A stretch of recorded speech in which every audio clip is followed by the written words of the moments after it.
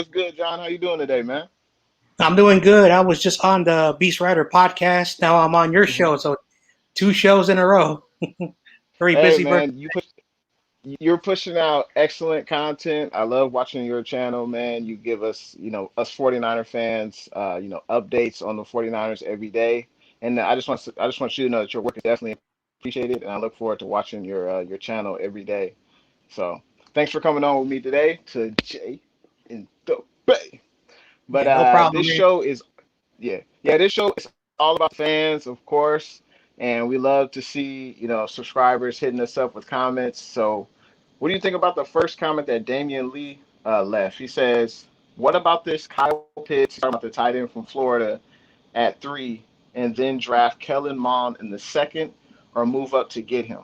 Remember, Dallas drafted Ezekiel Elliott in the first, then drafted Dak in the later rounds. What do you think about that?" That's not gonna happen. Like I understand Kyle Pitts. I saw his pro day. That guy's almost 6'6", 240 pounds. He's fast. He's a very fast tight end. Everyone says that he's faster than Vernon Davis, but Mm, you don't trade two future first round picks and to get a tight end. It's got to be quarterback. The Dallas situation, basically, Ezekiel was basically for sure. He was a really good running back coming out of college. But Dak Prescott, no one thought Dak Prescott was going to be a good player. So it's very rare that that's going to happen with the 49ers. Yeah, it's funny that Damien mentions that because I had heard someone talk about Kyle Pitts being picked at 3 by the Niners. I think it was on the Grant Cohn show, and it was an interesting perspective. But like you said, we traded up way too much draft capital to get to pick number 3 to select a tight end. I don't care if he's the greatest tight end ever. To give up that much compensation in the draft, what, 3 future first round picks, third round pick? That's way too much draft capital to give up for a tight end. But that is interesting. But I'd be shocked if the Niners select picks at 3. Yep. It looks like Niners all day 55. Thanks for coming through. It looks like he says, in my opinion, you don't trade all of that for a tight end. I know Pitts is a super good player, but I just don't see it happening on draft night, though. No, I agree. Yep. Looks like there was sports review. Thanks for coming through. And he also says, do the Niners select Fields, Wilson, or Lance if they're available? Who do you think, John? What's your number one pick? If you were John Lynch, what would you do at pick number 3? Well, if those three quarterbacks were at available at number 3, Yeah. Lance is Lance is the guy. Fields and then Wilson. I know Wilson is projected to be the better guy. Lance has the biggest upside. It's a very rare raw talent that Lance has that he has to develop, and it makes a lot of sense for the 49ers. But at the same time, if Wilson is there, Wilson is the guy for the 49ers. It's the most smartest choice that they have to do, because if they don't get Wilson, because Wilson is, you know, a very special kid who can actually compete with Jimmy Garoppolo, and he's more mobile, but he's not mobile like Fields and Lance, because Kyle Right. Shanahan said he wants a guy who can be mobile, but he has to be accurate. And Wilson was very accurate for a guy who can move around. So that's just my opinion, and my opinion is not the correct answer. So that's who I would do. Like if I was John Lynch, I would go straight for Lance. It doesn't really matter to me. Mhm. You know, that's just how I feel the 49ers should do. Plus, like the reward is very big, very big. It's Right. he's raw, but going back to a third round pick who won a Super Bowl against our rivals and my hated team I don't like, Russell Wilson. And look what Yeah. Russell Wilson did. He did not have the numbers, but he was really good. So that's how I see it. We cannot let him, go down, because Carolina likes him out of any other team. So, and Carolina with Matt Rule, he can turn that kid special. No, I agree. And it's interesting that you said that about Shanahan because I read an interview where Shanahan, he wants a quarterback that he would like a quarterback that's mobile, but he doesn't want to give up like reading the coverage, reading downfield, knowing what the defense is doing. He doesn't want to give up that for a mobile quarterback. It seems like he values that most, and that makes sense. You look at Tom Brady; he's one of the best to ever do it, and he's not known for being mobile, but he's known for being smart. Knowing where his checkdowns are, reading the defense. But if I was Lynch and I had pick number three, and I'm intrigued by what the Jets are going to do. It seems like they're not sold on Darnold. But if they select Wilson and only Fields or Lance are available, I would go with Fields just because he's done it on a higher level. He's done it at Ohio State. He's done it on the big stage. And Lance hasn't had the same competition that Fields has had. So if it were me, I would go with Justin Fields. But I'm most intrigued by who is Shanahan's guy, because this is the first time in his tenure with the Niners that he has a chance to select a quarterback high in the draft. And I'm intrigued by who he feels would fit his system the best because, as you know, I'm sure he has a thing for Kirk Cousins. He's infatuated with Kirk, and most people would say that he's not great. He's not going to get you over the top, but I guess he's an above average quarterback. And it looks like Niners all day says Wilson if available, not Fields. Yeah, and that's a huge question. Do you think? I don't think Wilson will be available. Most likely, he's going to get selected by the Jets because if you were the Jets, wouldn't you have traded out of the second pick if you were still sold on Darnold to try to get more draft capital? What would you have done? Well, the Jets, I'm happy. I was not born into a Jets family, but the Jets, at the end of the day, they have their issues, their problems. But if somehow this is true, and one thing that does leak out are the camps, and Robert Saleh's camp, the people who work under him, who are basically also reporters and family and people around them, they're leaking out that they like Sam Darnold. Now the general manager feels different, so that's the reason why Darnold's still on the team and why he's not traded. But if they're giving Darnold one more chance, Wilson's going to fall, and Zach Wilson is Shanahan's probably his most favorite quarterback because he has really good accuracy. He can throw the ball downfield, and he's a bit mobile in the pocket. I saw all of his games, especially the bowl game, where in the bowl game he played against a good competition bowl team, and it shows you that that's how good he can be. And you give him Kyle Shanahan a year to learn, maybe he can even compete for the job. The 49er fans will like him, and he will be very successful. He's going to take time. He'll have some good games, bad games, but in about 2 to 3 years, you'll see Wilson mastering that offense. So Wilson is the most logical pick, I think, that Shanahan really likes. But like he said, he wants a quarterback who can be mobile but cannot sacrifice accuracy. The only quarterback that checks that box, and I know some people don't like me saying this, is Trey Lance, because while he can run, he throws the ball better. And, people say, oh, he's Kaepernick. No, Kaepernick did not have a good fluid motion. He had some good throws, but Trey Lance has a strong arm that connects on the dime. And if no one knows what that means, he connects the ball to his receivers in front of him without having them turn around and wait for that ball. I saw Justin Fields. I want to bring this up. I saw Justin Fields against Michigan State. Someone says that was his worst game. Mm-hmm. And in the first 5 minutes of watching that game highlight, he was bad. And I mean bad.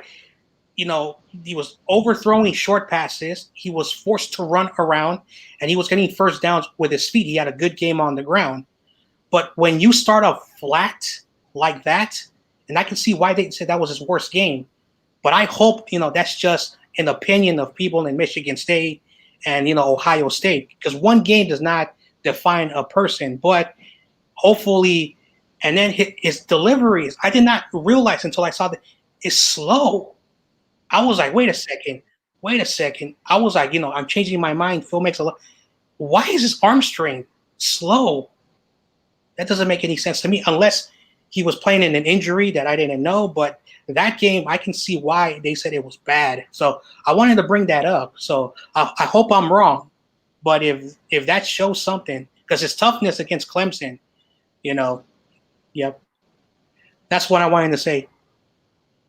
Yeah, I mean, one way to make a quarterback look uneasy in the pocket is to get pressure on him and to have him running around, having him getting off of his spot in the pocket. I mean, look at the Super Bowl last year with the Bucks and the Chiefs. I mean, Mahomes was running all over the place. He was erratic, but that was due to the pass rush. But as far as Fields' throwing motion and things like that, yeah, that would be something that definitely needs to speed up in the NFL because like you said, when a receiver is breaking out of a route, the ball needs to be in his hands as soon as he makes that. If he's running a quick slant, when he makes that cut to the inside, the ball needs to be there because if you wait until the receiver's open, the defender's already there and it could be a pick six back to the other way. So yeah, that would be interesting to see if Fields can speed up his throwing motion, and if he can do that in red and gold. I mean, I have no complaints here, but I'm really intrigued by who is Shanahan's guy. Who's the guy that Mm-hmm. he's going to mold into being, the best quarterback. Whether that be Mac Jones, whether it be Lance, whether it be Fields. I would be surprised. We haven't mentioned Mac Jones yet. I would be surprised. I've heard rumors that supposedly that's Shanahan's guy, but we don't really know. But what do you think if the Niners selected Mac Jones at 3? Number one, I'll be livid because then if you draft Mac Jones, people who don't like Jimmy Garoppolo better like Jimmy Garoppolo because Mac Jones is a project. He's a 1 to 2 Yeah. year project, and then by his third year, you think he'll be ready on his third year? No, you need to get a quarterback. And I can say, like Trey Lance is my guy, but I would rather have anyone, even Justin Fields. Trevor Lawrence is not going to happen, but of course, I would like him. Zach Wilson. Mac Jones is a real project. Now, I evaluate these, these first 32 picks, and the first 32 picks are not the same like the mock draft. It's a prospect, the best prospect. Panay Sewell's number one at the top. Mac Jones, just like everyone, is 32. Why are you pushing Mm. a 32 ranked prospect to number 3? And there's two reasons. I'm gonna use two fingers. Two reasons. One, the NFL and its scouting department is trying to push Mac Jones. They've also been Mm. trying to push Justin Fields. Now, why? Why has the NFL been doing that? No one wants to talk about that. And there's only two reasons. Reason number one, the media does not like Jimmy Garoppolo, and they'll do anything to make a quarterback look good in Jimmy Garoppolo. And number two, Justin Fields, he went to the Kyle Shanahan camp. And Kyle Shanahan, it's true. If you have a relationship with Kyle Shanahan, you are going to be in the Kyle Shanahan system as a coach or as a player. D'Amico Ryan, he was a player. That's why D'Amico Ryan is now our coordinator. So for me, Mac Jones is a 32 ranked prospect. And the Patriots, if they somehow wind up trading up to get him, guess what? I don't care. Josh McDaniels, who's a good wizard, look what he did with Cam Newton. It's a project. It's a project quarterback. Trask is better, but maybe people don't like Trask. But at the end of the day, I would be like happy if it's Zach Wilson, even Justin Fields, who are two guys I don't like, because at least those guys can compete and over time take over the job. Trey Lance is a guy who could come in because he's proven everybody wrong. When he wanted to go to Minnesota, Minnesota said, no, you're a linebacker. You're a tight end. And he went to a small school and he proved it. He redshirted his freshman year. Last year at the age of 19, had the best year. And many people at one point were saying, he could be a top pick. And now it is true. When you miss at least 13 college games, 2020 sucks for a lot of things, but you can't penalize that guy because it's not his fault. The conference said, we're not going to play.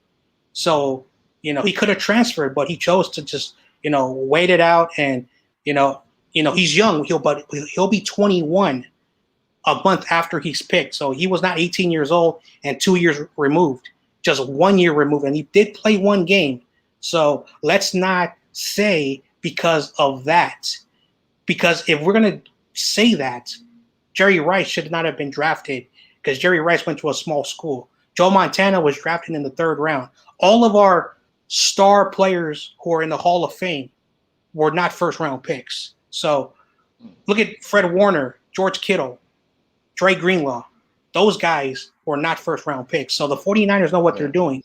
But a quarterback, no matter who you are, it's a risk that you have to take. So Mac Jones, I'm sorry, but if they do pick him, we have to say, you know what, Jimmy Garoppolo better be on that field, because that's what you're telling the 49er. Jimmy Garoppolo, he can play out the rest of his contract. That's what you're saying if you pick him up. Yeah.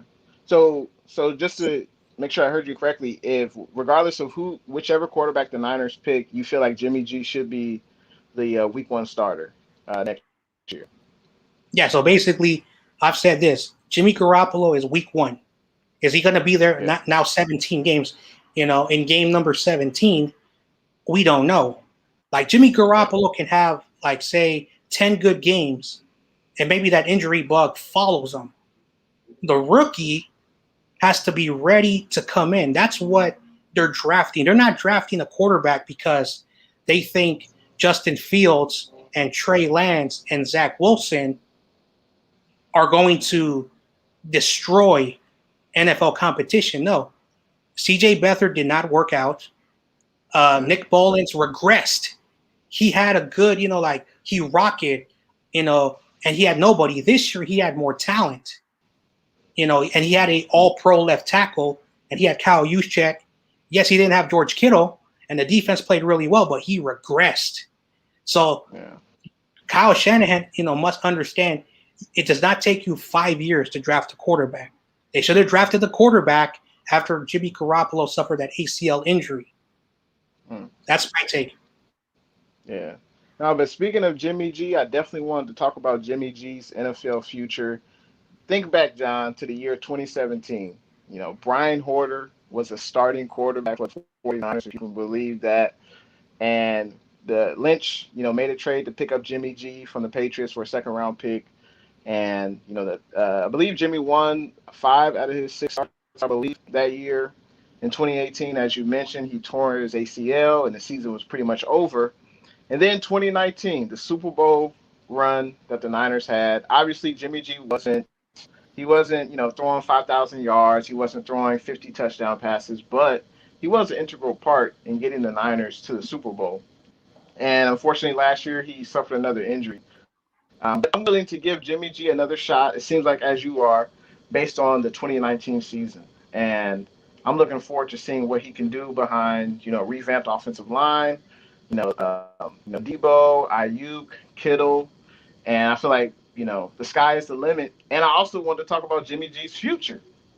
So Jimmy G, I feel like, is in the best situation possible, because if he balls out, he does have a no trade clause in his contract. So he has to agree to the team which the 49ers want to trade to. So if he balls out in 2021, in the offseason, he gets traded, we can get compensation for him. Jimmy G will be happy. He'll probably get a new contract, and the 49ers will be happy because we got compensation for him. So I'm definitely looking forward to this season. Well, when it comes to Jimmy Garoppolo, of course, 2017 doesn't count because, he came in and he did not play until the 3rd week after he arrived there. I remember I wanted him to play immediately, but Shanahan said, no, he needs time. They said that they needed 4 weeks before he can take the NFL, before he can get NFL action. But if it wasn't for Beathard, who suffered, I think a slight concussion, I don't know, but he got hurt. Jimmy Garoppolo in one pass hit a wide receiver, and, they lost. Instead of 24 to 9, it was 24 to 15 or 16, something like that against the Seahawks. So that season doesn't count. So you have to look at 2018, 2019, and 2020. 52% of the games that he plays, and these are the numbers. So 52% of the time, the 49ers win 73%. That's pretty good. That's pretty good. Here's the problem. 48% of the time, and like I said, I'm getting all this information, making sure I get everything correctly. Because when I do my shows, I make sure I got all the information correctly because I don't want to mess up. 48% of the time they lose when Jimmy Garoppolo's not playing. Whose fault is that? It's not Jimmy Garoppolo. It's Kyle Shanahan. Kyle Shanahan is supposed to have the quarterbacks ready. Quarterbacks ready. That's why I think secretly, Jed York is like, all right, both of you guys are on the hot seat. When Jimmy Garoppolo plays, you guys win. But with Nick Mullins and CJ Beathard, you guys are garbage. And that's why when you watch the press conference, they had to ask permission to Jed York to make the trade. What does that mean? John Lynch does not have the power. Who has the power is Kyle Shanahan. So I think Kyle Shanahan said, hey, let me get my quarterback. And they had to go to Jed York. And Jed York said, all right, I gave you guys a lot of money. If you guys screw up this pick, you guys are done.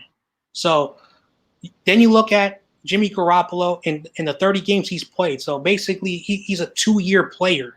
2 years. Yeah. He's not a rookie. He's 2 years.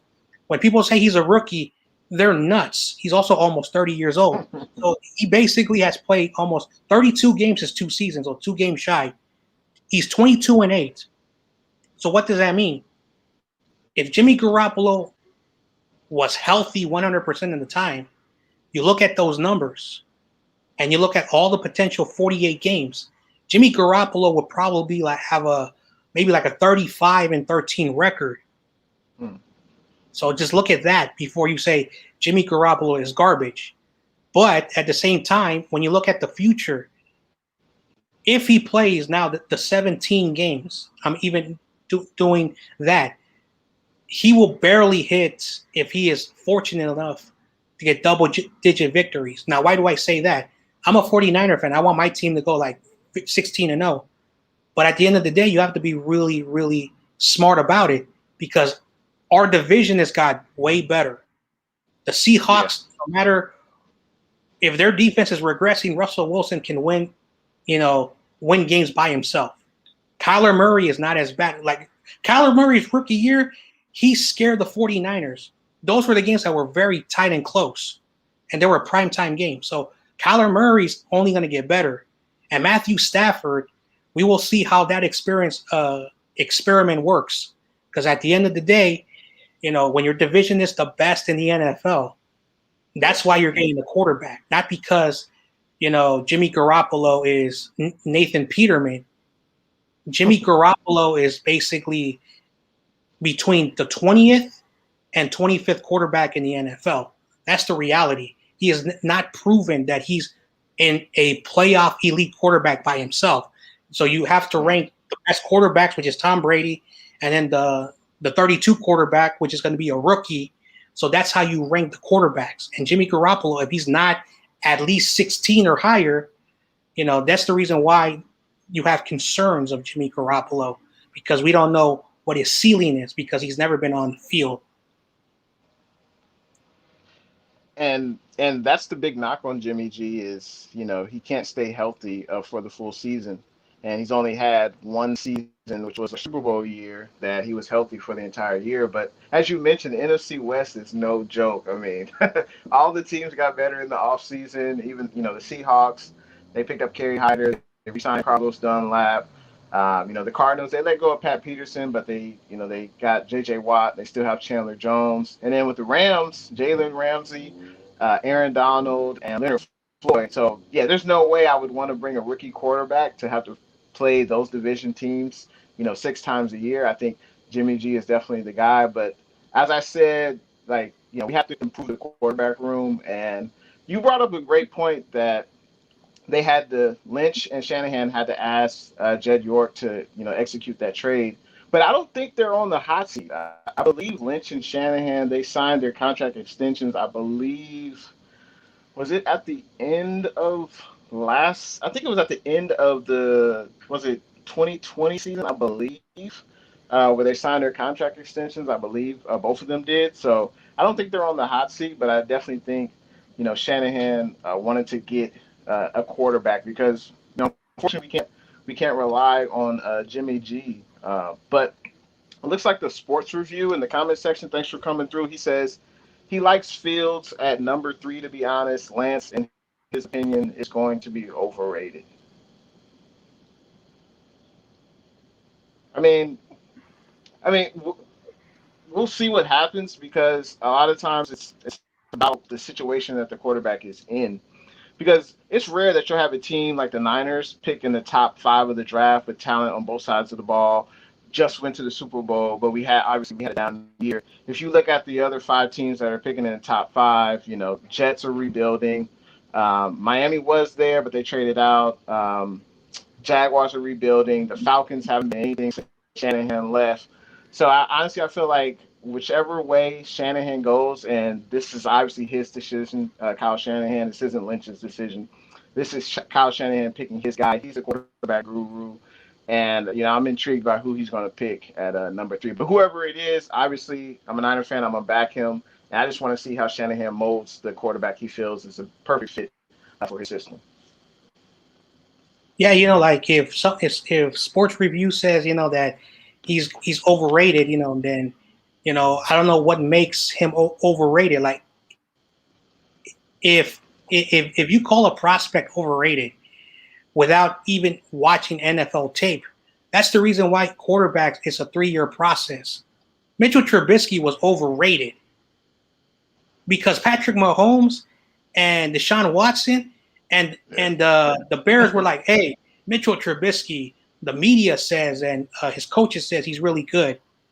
To be completely honest, like Trey Lance is like right now he's under the radar. I know a lot of media are talking, but he's under the radar because of his situation. It's not his fault that, hey, you know what? I'm going to go to a small division. No college prospect wants to go to a Division II school. But if you're turned down, not just for, sports, but academics, I'm not saying Trey Lance, had bad grades, but I know many college athletes, friends of mine, people who I've met in my life, they had to go to community college because they had bad grades. Others had to go because of personal problems, and others were like, the schools were like, no, we don't want you to play this position. We want you to play that position. So calling him overrated because he went to a small school or because he doesn't play quarterback correctly, I'm sorry.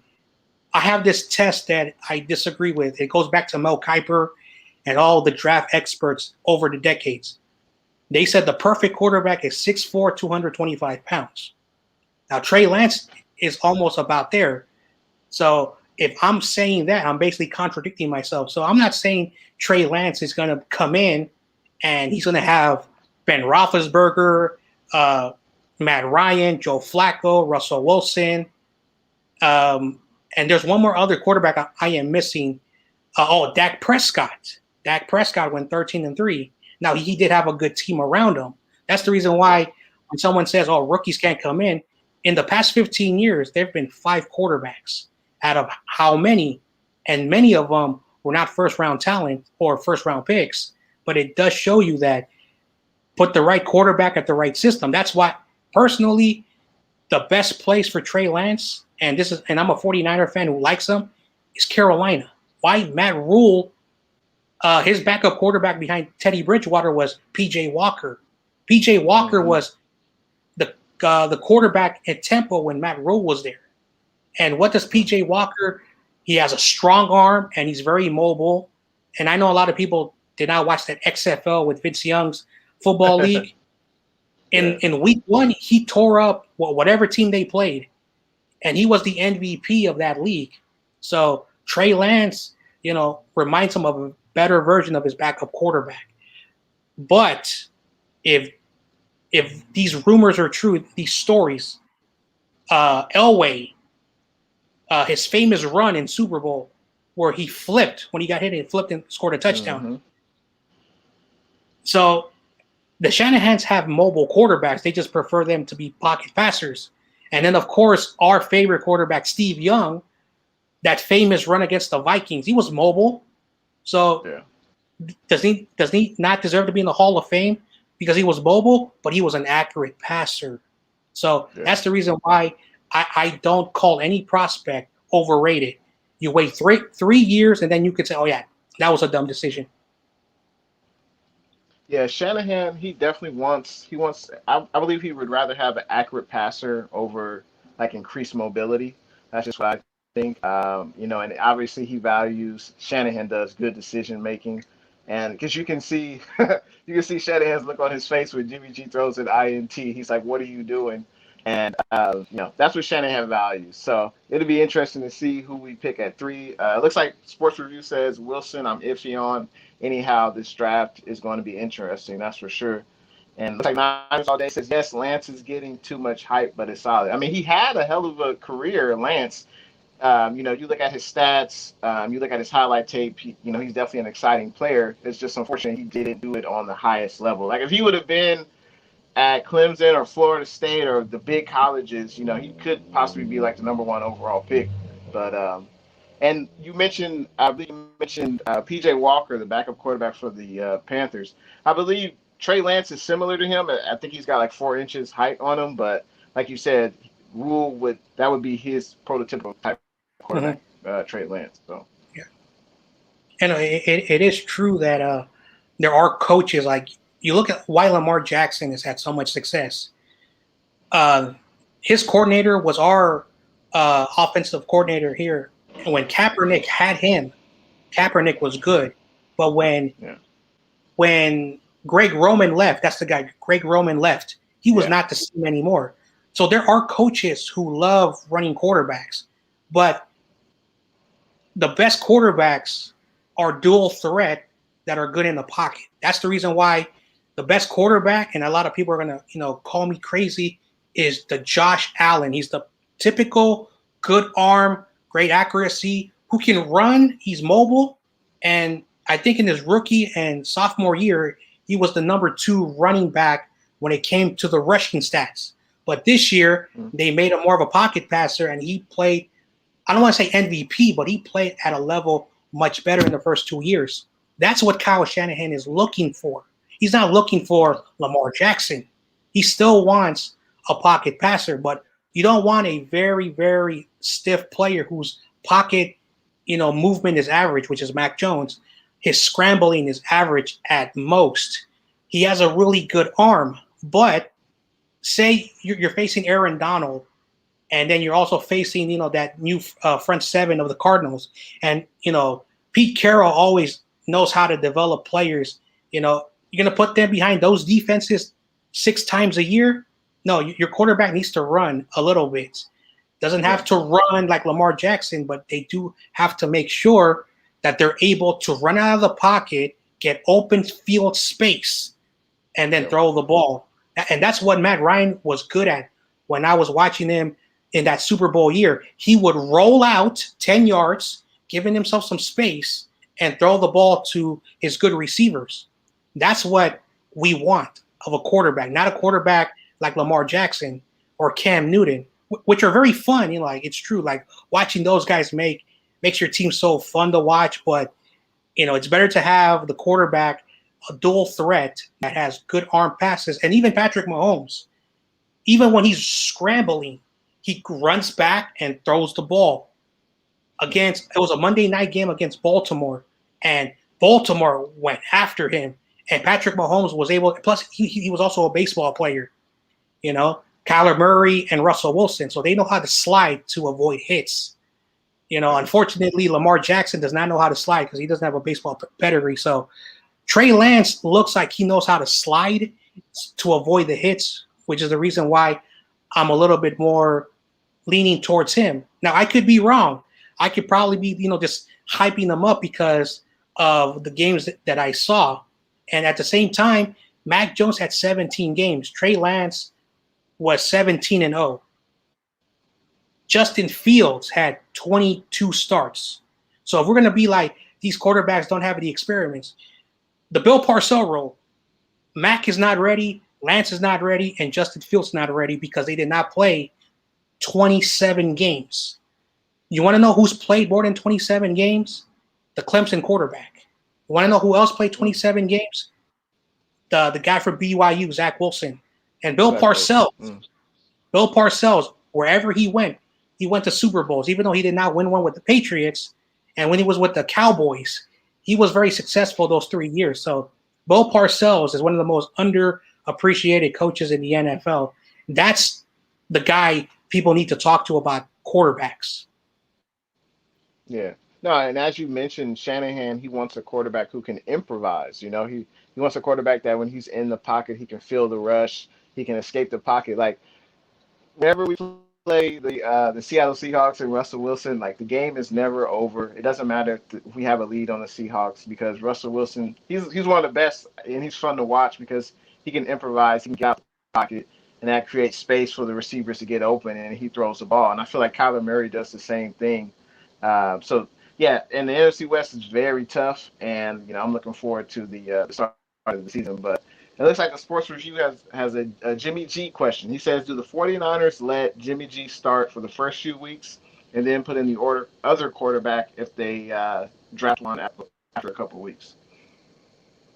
Well, if Jimmy G is winning games, you don't bench a quarterback that's winning games because like say Jimmy Garoppolo has a good year, and you decide, all right, he's 10-0, but the rookie's ready, and then the rookie goes 3-3.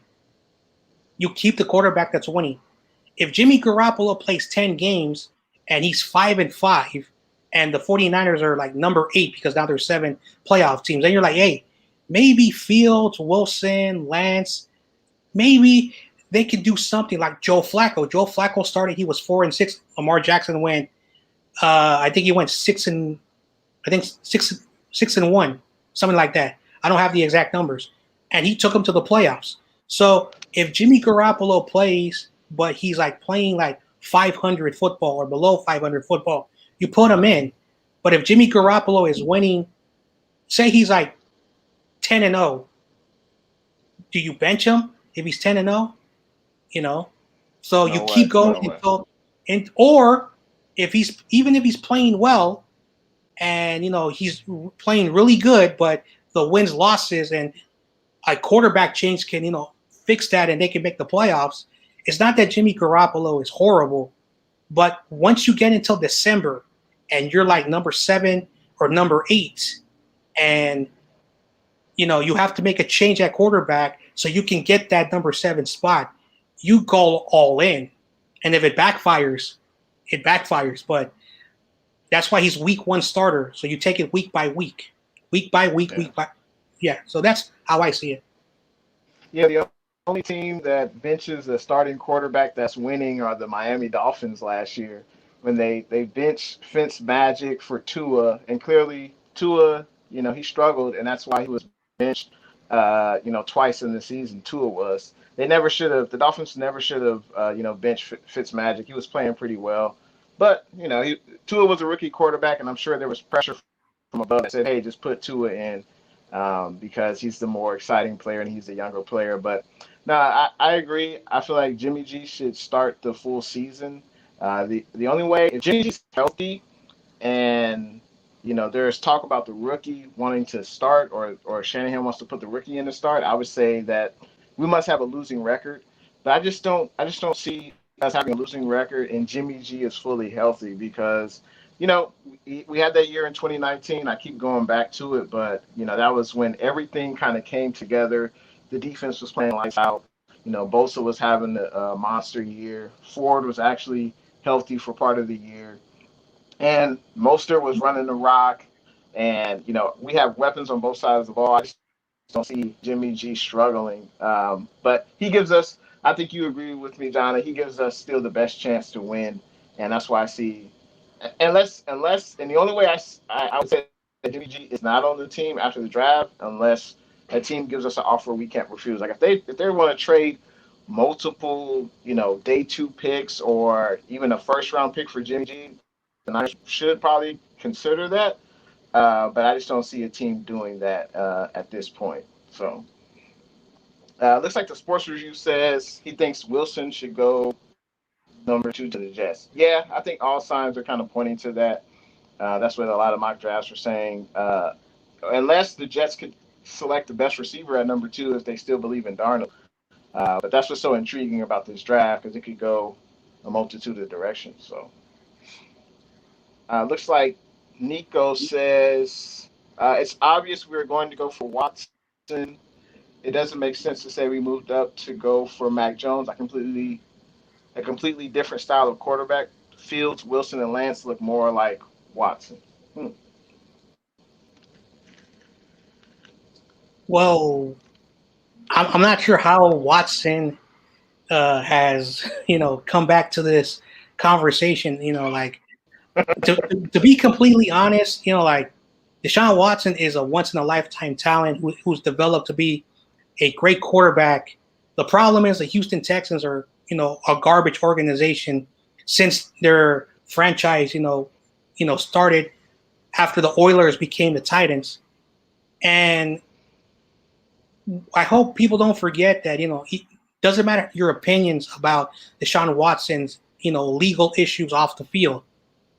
Deshaun Watson is not going to be playing football this offseason because, like I have a friend, he wanted to be a lawyer. He didn't become a lawyer. But the point is that when it comes to these legal stuff, it takes on not just a few weeks, but months.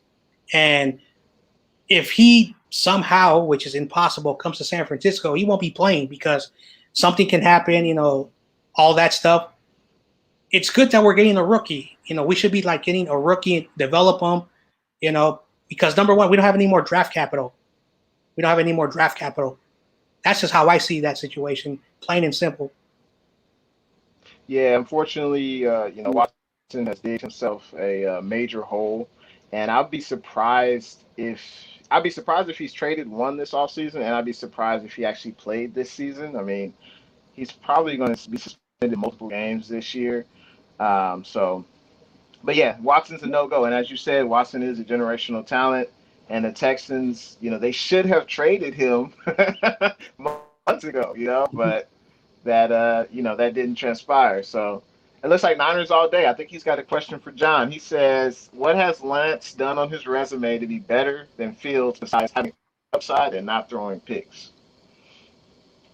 Well, when you look at every college prospect, and so I'm going to look at diagnose the four quarterbacks. I'm not going to waste anybody's time, but Trevor Lawrence, his height and the way he plays is a mixture of Josh Allen and Ben Roethlisberger. That's the ceiling. Why do I say that? Because you have to compare quarterbacks to the height, weight, the talent, and how they play. So Niners are not going to get him, but just to make a point, he's really good. I've seen him run. He's a really good fluid runner, but he's not mobile. He's not a guy who's going to give you 30 yards on the run. Ben Roethlisberger, his whole career before he had, the great wide receivers, he was a short guy. He relied on Hines Ward, short passes, because that's what Dabo Sweeney does in his offense. When they were talking about the pro day, he doesn't throw the ball deep a lot. So that's some good traits to have. Then I'm going to go with Zach Wilson. Everyone says he's Aaron Rodgers and Patrick Mahomes. Number one, he's not that good. I'm not saying he's garbage.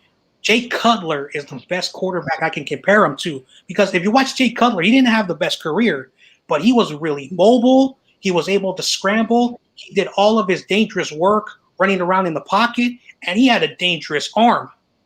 So another quarterback, the best describe him, and hopefully, I'm not trying to be disrespectful, is Baker Mayfield. And Baker Mayfield's the only guy, like the same height, the same way he plays. Baker Mayfield thinks he's a mobile quarterback. If I'm saying you're better than Baker Mayfield, that's a good prospect. Justin Fields, everyone says he's Cam Newton. I cannot say that. It's hard for me to say that, but the way he plays reminds me of Dak Prescott and Marcus Mariota. Because when you watch Marcus Mariota, how he runs, the speed of Marcus Mariota and Justin Fields, great comparison of how he runs. Yeah. And Dak Prescott has a good fluid motion of how he throws the ball, and Dak Prescott can also run. So for me, that's the ceiling for all these three quarterbacks. And then Trey Lance, his body of work reminds me of only one quarterback. Unfortunately, no quarterback at this era. It's called Steve McNair. Rest in peace, my man. He was my favorite quarterback when I was a kid. He was running. He played the same way. He was accurate, and he used a lot of tight end sets. Trey Lance did the same thing, the tight end sets in college, and also the tight end does something that George Kittle does in the JT O'Sullivan, QB school. That tight end can block. Who blocks? George Kittle. So that's the reason why the body of work that I just explained. And if Niners All Day disagrees with me, I respect it. I'm not trying to change your mind. But you have to look at the body of work, how the quarterbacks play, not because you watched a highlight of Clemson and say, all right, he's the next Tom Brady. It doesn't work that way. I'm a film junkie. And as I mentioned to you before we got on, I wish I can do, like what JT O'Sullivan does, but because of YouTube's copyright stuff, it prevents me. So I do that, outside of YouTube. So that's the best way I can say why, my information of Trey Lance, why, I'm talking about the resume that he mentioned. So that's the best way I can describe it. And if it doesn't change his mind, that's okay. Justin Fields, I will support. Zach Wilson, I will support. And hopefully, God, no, Mac Jones. I will still support it, but no. Now, you are a film junkie because most people don't have the time, the patience to watch film the way you do. I'll be honest, I don't watch film like that. I don't study tape. Most people go based off of what they see in the games, and which is very important. And I feel like if you're comparing Lance and Fields, for me, the only difference is Fields just played at a bigger school. They both have similar skill sets. They both can throw the rock. They both can run. So who is better? But I think that'll obviously, that remains to be seen. I think it depends on what situation the quarterback goes into. Because I feel like with Lance or Fields, Shanahan should be able to win with either quarterback because of the core around the team. And for the Niners to be picking in the top 5 of the draft, if you were a quarterback coming out of the draft this year, wouldn't you want to go to the Niners? Like, you don't want to go to the Jaguars. You don't want to go to the Jets. You don't want to go to Atlanta. Like, the Niners are the team to go to because you'll be under the tutelage of Shanahan and, because of the weapons on both sides of the ball. But that was a great question, Niners All Day. Looks like he says Watson is a no-go right now. Yeah, Mm-hmm. I agree. I agree with that. Nico says we're going for Watson, so going for Mac Jones just wouldn't make sense. I wonder if does he mean Watson or is he talking about Fields? I'm not sure. But yeah, Watson is. Yeah. Looks like Niners All Day says Watson ain't available right now. He says sorry, my first message didn't come out right. Yeah, because Watson, I think he's a no-go right now. So it's basically up to Fields, Lance, and possibly Mac Jones if the Jets select Wilson. Niners All Day says, true, Lance does have a good arm, and he does lead his receivers and lands it in the bucket. And with some development, he could be a solid quarterback in the NFL. But how will his running and passing switch to NFL? So, if you watch football like super long time ago, when football, no helmets, no pads, all that stuff, football was a running sport. That's why the word gridiron for many people, historians, used to run the football. Passing was not acceptable. But if a quarterback, that's why you have these phrases, dual threat quarterbacks, you have pocket passers, system quarterbacks, basically quarterbacks who are game managers.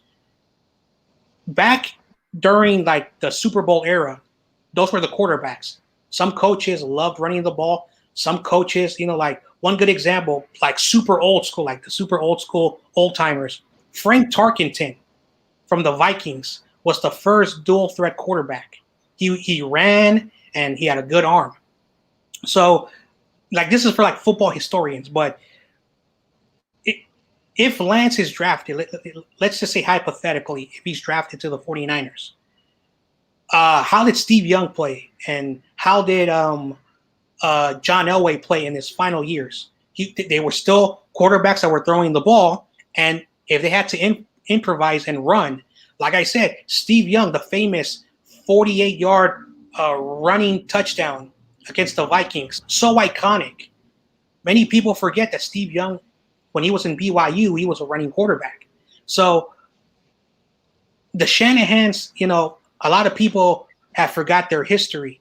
And that's the reason why it makes a lot of sense to get Trey Lance. Now, I'm going to stop with, saying, oh, Trey Lance is the next great thing.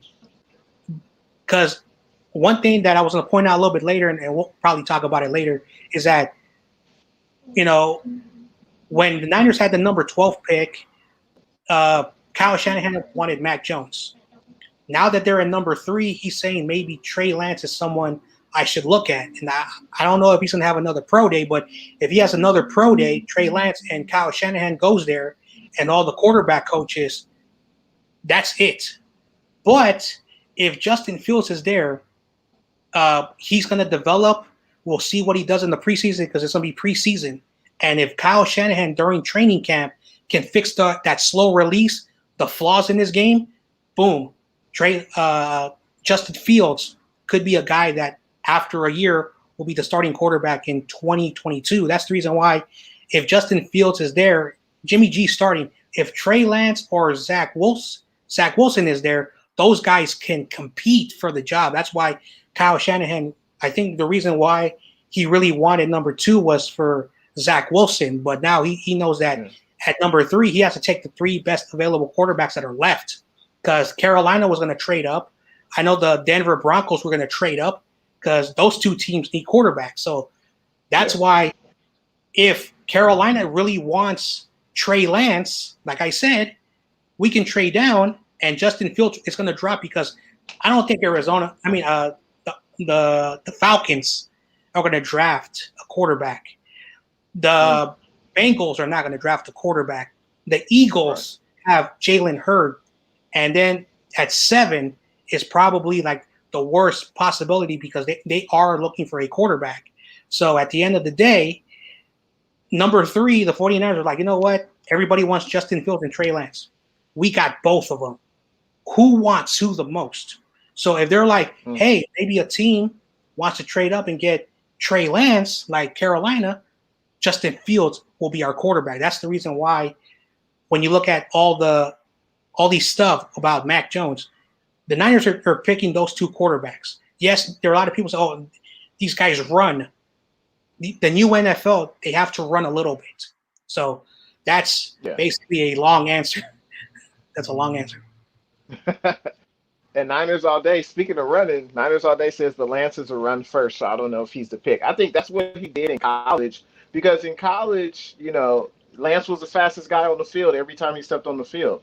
Now, in the NFL, the biggest difference between college and the NFL, or I should say one of the biggest differences is the speed of the game. Everyone's running, everyone on defense, the linebackers, the safeties, the corners, they're all running, 4.4, between 4.4, 4.6.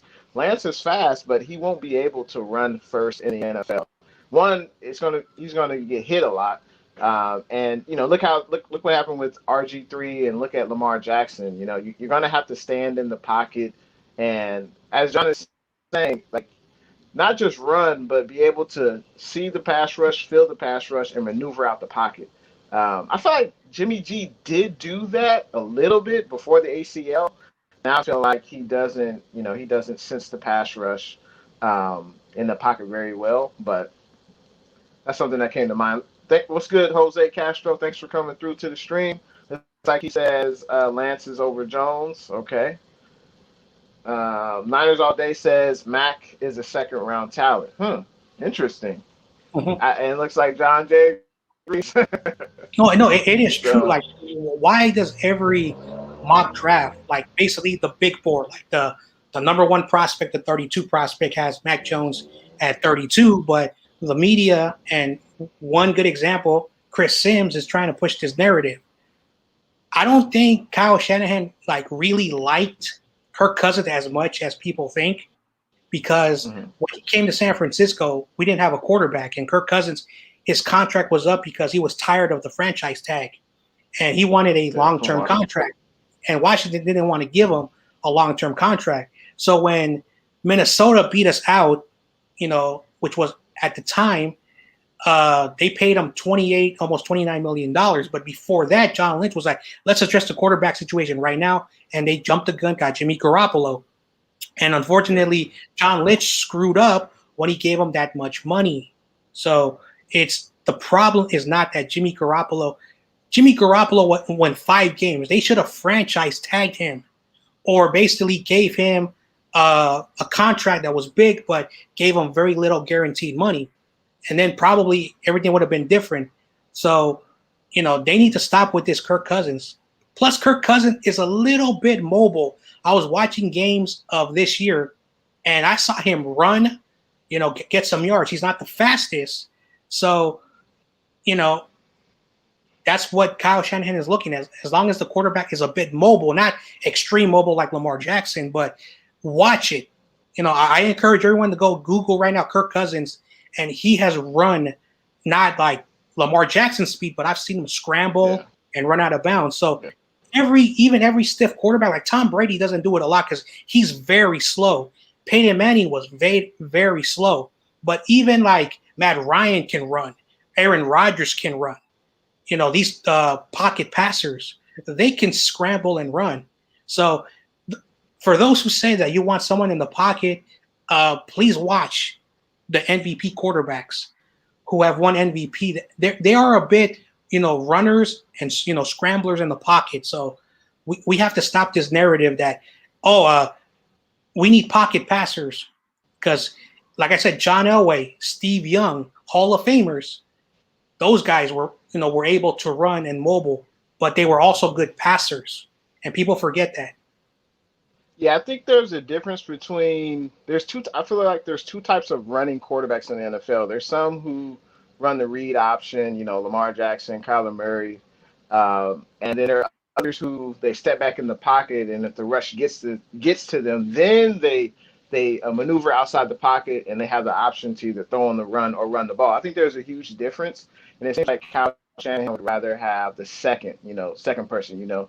Quarterback takes the snap, they see their reads. If nothing's available or if the rush gets to them, then they can maneuver outside the pocket. I think there's a huge difference. And you mentioned Lynch signing Jimmy G to the contract extension. Now, one thing I've noticed about Lynch is he makes trades. So, for instance, we traded for Emmanuel Sanders, gave up draft compensation. I think it was like a 3rd and a 5th round pick. And then the next year, he walks. We did the same thing for Trent Williams. Fortunately, we were able to re-sign him this year. So I'm noticing a pattern that Lynch will trade for players, and then it's almost like the player has an advantage in the offseason because, come on, Jimmy G and Jimmy G's representation, they knew that the Niners were in desperate need of a quarterback, and it would look really bad on the Niners if we trade for Jimmy and Jimmy walks after the offseason and goes to a different team. That would look really bad, especially giving up a 2nd-round draft pick. So I think the Lynch kind of had to, make that contract, and he had to offer Jimmy G a long-term contract extension. So I think he had to kind of do that because we were in desperate need. We weren't going to have C.J. Beathard start or Brian Hoyer, so I know. That would have been an absolute disaster. I know, and it's true that quarterback contracts are crazy. Like, I was watching a business, like in one of those business news channels, and they were talking about with the new TV deals, they were basically breaking down Patrick Mahomes' contract, and they're saying in 5 years, Patrick Mahomes' contract will probably be a top 10 contract because one day, we first look who's coming up: Baker Mayfield, Lamar Jackson. I know that those teams don't want to do 5th-year options. Lamar Jackson could be given a big, solid contract. And then any of these quarterbacks right now, say whoever we draft has really good success, we're going to be like, oh, man, Jimmy G's contract was like nothing today. You're even seeing right? Players, the defensive players, their contracts are going so crazy. I remember growing up and quarterbacks were getting like $20 million. At one point, that was a lot of money. Not anymore. $20 million is nothing. Yeah. No, yeah, that's a bargain. $20 million a year, that's a bargain for a starting quarterback now. I mean, you look at Dak Prescott, I think he's getting like $40 million per year or something like that. So, yeah, what Jimmy's making now is, it's nothing for quarterbacks. But the market for quarterbacks goes up every year, and as you mentioned, with the new TV deal, the contracts will continue to increase. And I think that's good. NFL players deserve to get paid every penny, and they're working for billionaire owners, so they should definitely get a large Yeah. piece of the pie. Yep. Shout out to Awesomeness Sports. Thanks for coming through to the stream. And looks like Jose says this offense desperately needs a mobile quarterback. Well, we shall see. We shall see what happens in the draft. Hmm. And looks like CG Ruthless Sports. What's good, man? Thanks for coming through to the stream. And congratulations on your NFC West Roundtable show, man. Appreciate you coming through, CG Ruthless. Looks like Jose says if they pick Jones, I'm sure, hope to God, Jimmy is kick-started. What do you think about that? Do you think Jimmy G will come out guns blazing and prove everyone wrong? What do you think, John? Well, I think if the 49ers draft Mac Jones, Jimmy Garoppolo will have all the power on his camp.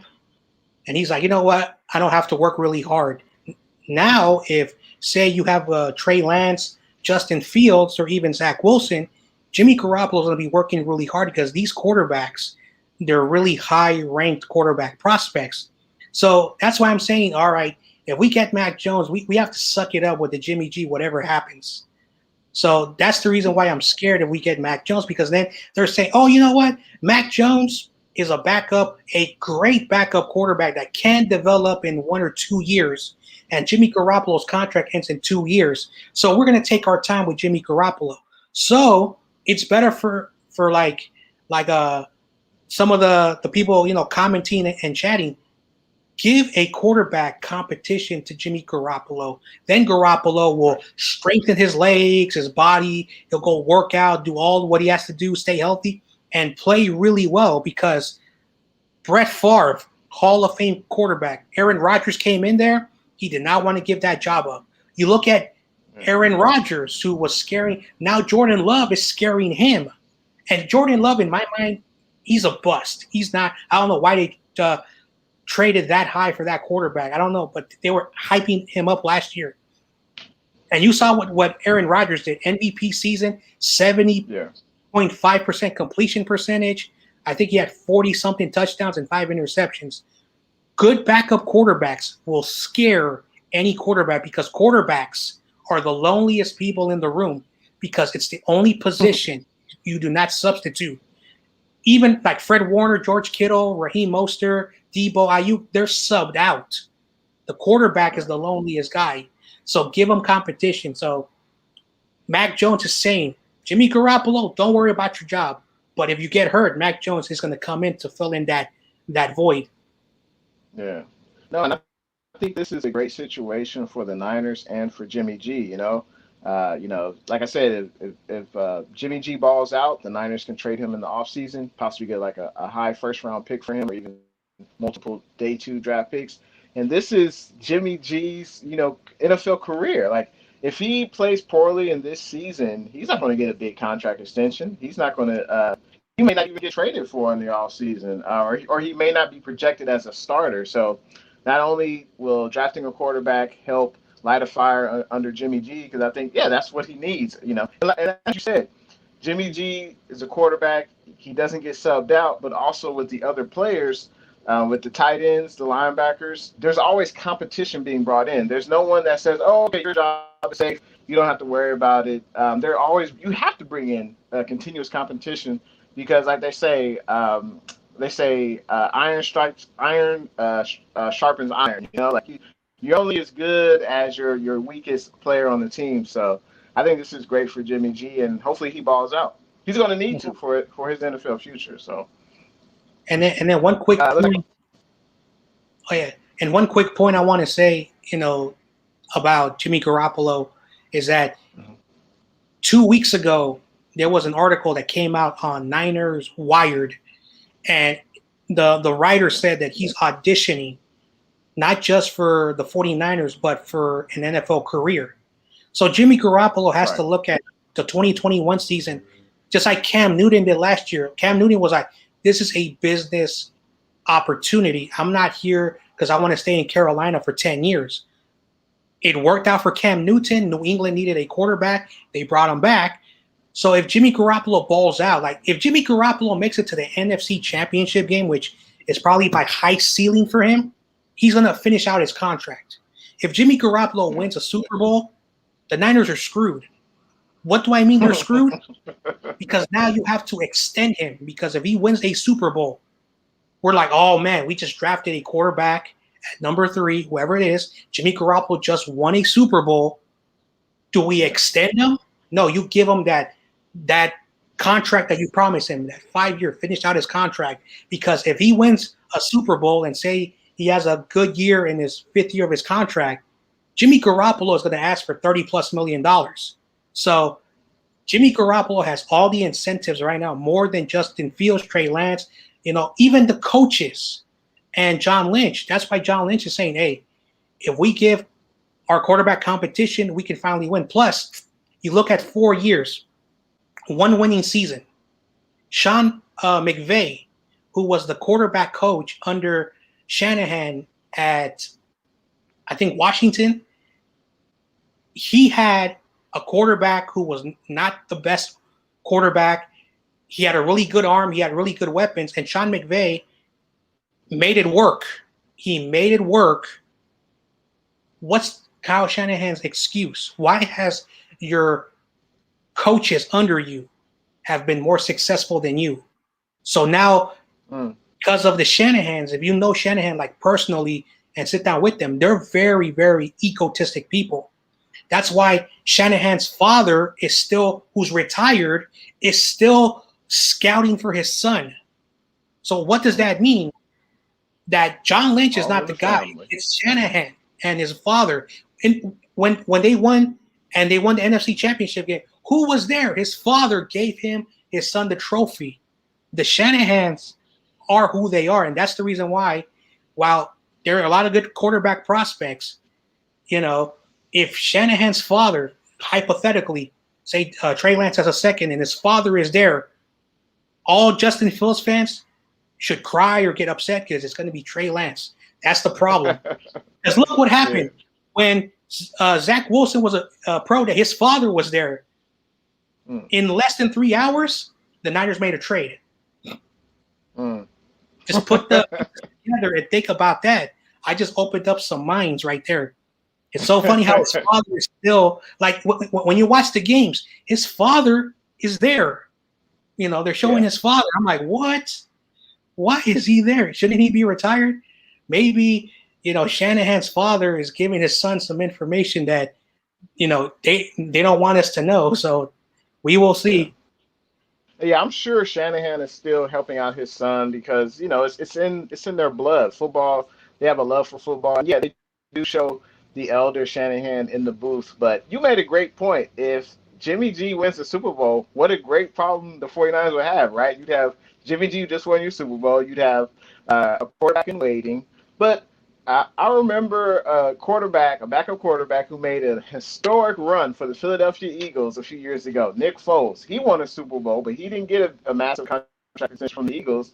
They ended up shipping him to, I think it was Jacksonville, and, that didn't work out. But so it is possible that Jimmy G wins the Super Bowl and he gets traded in the offseason, so that could happen. But that would be a great problem to have. I'll take that right now. You say, hey, Jimmy G wins the Super Bowl, and now you guys have a big problem because you have 2 quarterbacks. I'll take that, any day of the week. So I would take that right now. Yep. But it looks like Jose says, I like CJ more than Mullins, to be honest. I think I like both of them in spurts. So if they come in 1 or 2 games, less than that, I like both of them. What do you think about CJ and Mullins? Well, CJ Beathard, I'm not sure why, even till this day, I don't know why he was drafted that high. I was told that the Niners drafted up to get him. So I don't know why that happened, and I personally don't care. Mullins was an undrafted quarterback, and his very first game, he balled out against the Raiders. And in 2018, where he was able to start 8 games, he was 3-5. He had some good numbers. He didn't have a good solid O-line. His best receiver was Dante Pettis. So, if he was able to play that year when Jimmy Garoppolo suffered an ACL, and Jimmy Garoppolo got hurt, and then and Mullins got an opportunity. He played bad against the Eagles. That's why when Jimmy Garoppolo played bad against the Dolphins, they put Beathard. And then if it wasn't for Mullins, messing up his rotator cuff or whatever he injured, C.J. Beathard came in. He threw that long touchdown to Kendrick Bourne, and he almost he could have had his first ever game-winning drive, but he got sacked and fumbled the ball. The Niners could have been 7-9, and that's the reason why I said that the quarterback room should be Jimmy Garoppolo, a rookie quarterback in the second round, because the Niners before free agency, and then C.J. Beathard.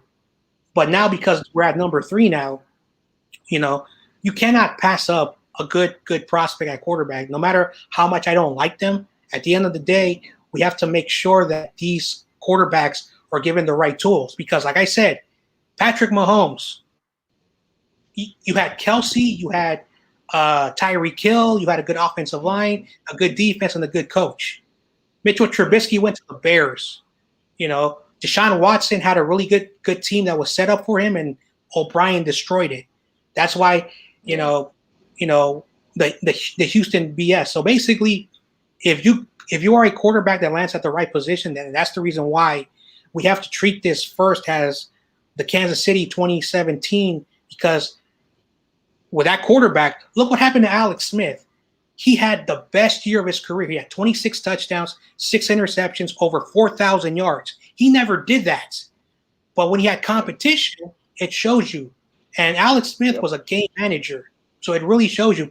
And what happened with Alex Smith? He got a 4-year, $80 million contract. With what team? The Washington football team. So it's a business for the 49ers to get the quarterback, the long term, give Jimmy Garoppolo an audition. So that's how I see it. Yeah. Now, you mentioned that CJ shouldn't have been drafted. And that 2017 draft by Lynch, I believe that was his first with the Niners. That draft wasn't pretty. And when you look back, Solomon Thomas was definitely shouldn't have been a top 3 pick. Reuben Foster, it seemed like he had talent. He was struggling to conform on the field because he could rely on his talent and his athleticism back at Alabama. But it's a little bit more difficult in the NFL. And unfortunately, he flamed out, with off the field issues. I believe running back Joe Williams was also drafted. I believe the only savior in that draft was Kittle and Greenlaw, I believe. So that 2017 draft, it wasn't, besides those 2 picks, Kittle and Greenlaw, it wasn't a very successful draft. That was definitely a forgettable draft by the 49ers for sure. Did you want to add something to that? With Reuben Foster, before the Niners drafted him, he was projected to be a top 10 pick. But during the scouting combine, he got into a fight with one of the scouts, and he got thrown out of the building. So his character issue right there really hurt his stock, and that's the reason why. And when we picked him up, a lot of people were so surprised. 24 hours later, that report came out. And of course, a lot of these young players, they do a lot of dumb, childish things. Remember, because these kids, they're bigger, stronger than most of us. They're children. They're children. Some of them are very mature. Others are just boneheaded. Boneheaded. Like one good example was Vince Young, great college quarterback. What happened? 1 year, the crowd booed him. What happened the following week? His mother and his father and Jeff Fisher were scared that he done something to this. They found him at his best friend's house playing video games. And you want to know what he told the media? When I was at college, everyone loved me. I was beloved. And you want to know what happened to him? When they booed me, I became a little child throwing a temper tantrum. That's the reason why you have quarterbacks and players who have that mental toughness. They can they don't care if the media says anything negative about them.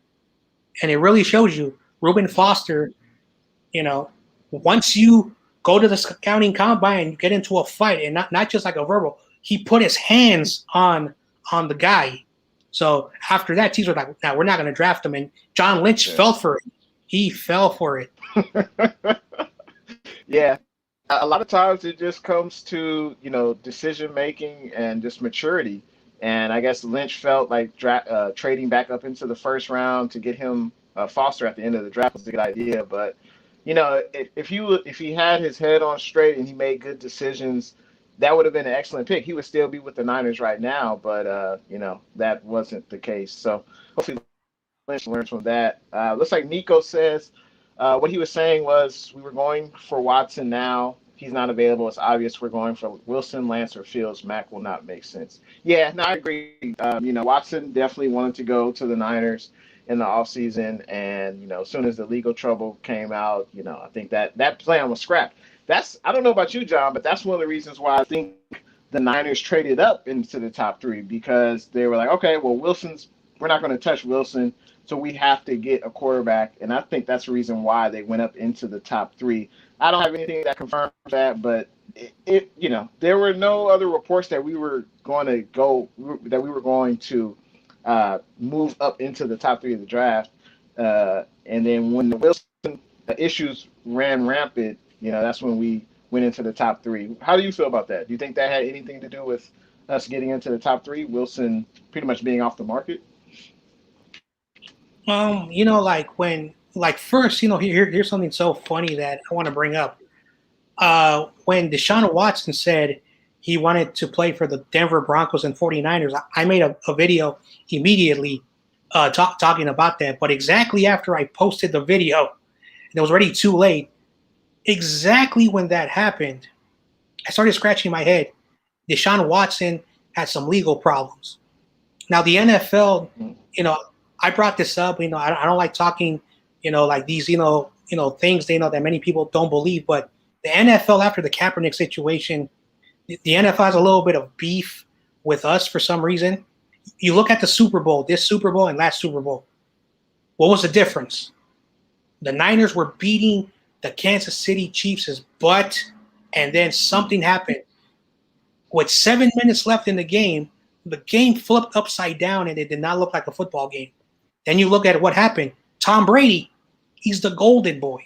So when DeShaun Watson said, I want to become probably a Niner, maybe, I don't like to sound like, a conspiracy theorist, because, those people are a little bit, have a little bit of things going on, personally with them. But that's a little bit of a weird question mark, because, at the end of the day, I don't want to sound like a person that needs to go to a loony bin, but exactly when he announced that, everything went upside down, and the 49ers were like, you know what? We don't need another sideshow here. So Jed York was like, you know what? Let's do something else. Hey, you want to trade up? Let's go get these young quarterbacks, because these young quarterbacks, like all of them, besides Mac Jones, is that thing that happened. I don't know if it's true or not about his DUI and arrest, which I don't know if it's true. But those other quarterbacks are really good. Like Trey Lance comes from a really good family. He doesn't get in a lot of trouble. Justin Fields is a hard worker. So outside of football, that kid has really good character. Zach Wilson comes from a really, one of those, conservative style families, And then, of course, Trevor Lawrence, he's a very good player, but he's a very quiet, low-key guy. So they were like, hey, let's get one of these boring guys, because it's better to have no drama. Plus, the Niners, after the Kaepernick situation, no matter how you feel about it, they did not want non-football people going in there asking non-football questions. So Jed York was like, you know what? The Niner fans who like them can get mad at us. We want to talk football and football only. So when it comes to DeShaun Watson, I don't want reporters from like non-NFL network channels coming in and every day, let's talk about DeShaun Watson and the legal stuff. That's not what our channels are made for. We're here to talk about football and football only. Yeah. If we traded for DeShaun Watson now, it would definitely be a huge distraction. And at this point, it's not even on the table. Darius Howell, what's good, man? Thanks for coming through to the stream. Looks like Sports Mania has his top 10 draft. mock draft. Looks like I think those are all valid picks, and maybe I would probably say maybe Farley, the corner, I believe out of South Carolina, he might be the first cornerback taken. And I think Pitts could probably the tight end from Florida could possibly go higher than that. But that's a good mock draft. I'm so intrigued by the draft because teams can go in a lot of different ways, and also there could be multiple trades that happen in that top 10. What do you think about that mock draft right there? Well, when you look at sports media, his top 10 picks, all these prospects are not bad. I would put Penei Sewell at number one because he's my best prospect. He's a once in a lifetime tackle, left tackle, 6'7", over 300 pounds. And the guy can run for a big dude. He can run for a big dude. So those are a lot of check pluses. But in NFL, you need a quarterback. Trevor Lawrence is number two because those are he's a really good prospect.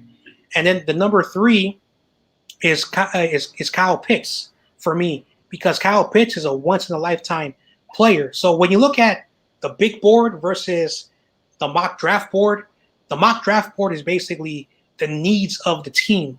But the big board are basically like if no team had needs, they would choose, Penei Sewell, and then, then you have just Trevor Lawrence, and then, Kyle Pitts, going to the 49ers. But the 49ers need a quarterback more than the tight end. So you have to go by that. When I look at this list, it's a possibility. Even Atlanta could go after a quarterback. That's the reason why the Panthers want to move up really badly because they don't want Mac Jones. So that's the reason why the Niners have all the keys. So say on draft day, the Panthers or Atlanta want to trade, and they say, hey, yo, I know you guys want to select, Zach Wilson's off the board. Let's go get we want more this kid because he's from from Georgia, and you're still going to get Trey Lance. So let's switch picks, and the Niners can get some extra compensation. So that's the reason why they traded that high, so they can have the power. Now, I don't know why you would trade down, one spot or a few spots after giving up a lot of picks, but these are all possibilities. Don't be like, anything is possible. Yeah, no, I agree. Redder says, "What's good? Thanks for coming through, Redder. No problem, man. Thanks for coming through to the stream. Real Talk Niner Talk. What's good, man? Appreciate your content. Thanks for coming through to the stream." He says the best quarterbacks are those who can adjust with being comfortable in the uncomfortable. And he references Josh Allen. Okay. No, I agree. Let's see. Real Talk Niner Talk also says Fields plays baseball. He plays shortstop as well. Okay. No, I didn't know that. And yeah, I'm sure he seems like a very athletic guy. I mean, it seems like he'll be able to succeed in whatever sport he does. And any team that drafts him, if it's the Niners, I'm sure he'll definitely be, an excellent player. I just can't wait to see who Shanahan picks, who's his guy. And you mentioned about trading down in the draft. I could see if maybe we wanted to trade with Atlanta, maybe because I think they have the pick behind it. So if they were like, oh, we really want Trey Lance or we really want Fields, the Niners traded back one spot. I could see that happening. But with Carolina, I think Carolina has, correct me if I'm wrong, John, I think Carolina has the 8th pick in the draft, or 8th or 9th, I think. Yeah, so basically after Atlanta, you have the Bengals at 5, the Dolphins traded back up to number 6, and then you have the Rams. No, not the Rams. Detroit at number 7, and then Carolina. Mm-hmm. And even though Detroit wants a quarterback, Jared Goff is not a bad quarterback. So I'm not sure why you would get another quarterback. Plus, the quarterback that you're paying is paying a lot of money. So Carolina, like for me, if the 49ers really wanted Trey Lance, all these reports are saying they could have just traded up to, number 7, but they were afraid that Carolina would also trade up. So that's what I think about that. And also the Falcons, I know you said that you don't think the Falcons would probably select a quarterback, but they could select a quarterback and have someone, study under Matt Ryan because I don't know about you, but I don't know if Matt Ryan is still in the prime of his career. After Shanahan left the Falcons, it seems like Ryan has been solid, but I guess the real problem with that Falcons team was the defense. The defense just wasn't good. They had multiple injuries on that side of the ball. But if I were the Falcons, I would probably want to get a quarterback to learn behind Matt Ryan. That's just me. Looks like Lennon Wolf. What's good? Thanks for coming through to the stream. Lennon Wolf is an Arizona Cardinals fan, so I can't wait until we meet with you guys this season. It's going to be fun, but thanks for coming through to the stream. Looks like Chrissy. Chrissy, thanks for coming through to the stream. It's the first time I've seen you on Jay in the Bay. I enjoy your YouTube channel, and she is a 49er fan. I believe she writes for the 49ers as well in some type of capacity. But her question is, do you think Jimmy wants to even stay with the team, though? I have a sneaky suspicion he'll request a trade. All the insiders say he's super pissed. Might be good for him to start fresh, sadly. What do you think, John? Well, like when Kyle Shanahan said that I don't know if he said that Jimmy Garoppolo is pissed or he insinuated that he might be pissed off during this, during this trade. Now, Kyle Shanahan and John Lynch talked to him before the trade was done. So there have probably been, may have been some words that, they cannot speak, because they don't want to really reveal what they were talking about. But if Jimmy Garoppolo is really pissed off, this is a scenario that, he could do. He can say, hey, I'm calling my agent and my camp and my people. We're going to go straight to Jed York, because Jed York, that's his team. It's his team. Going back to the Barlows, his sister married, York, and that's why you have, Jed York, running the team. But he will go to Jed York. Hey, I heard you gave the okay to trade for a quarterback. You're the owner. I want to hear it from you. I don't want to hear it from them saying that I'm still part of a plan. You're the owner. And if Jed York says, hey, if Jimmy Garoppolo, if you want to cause problems, because number one, he's the owner. No one can, say whatever they want.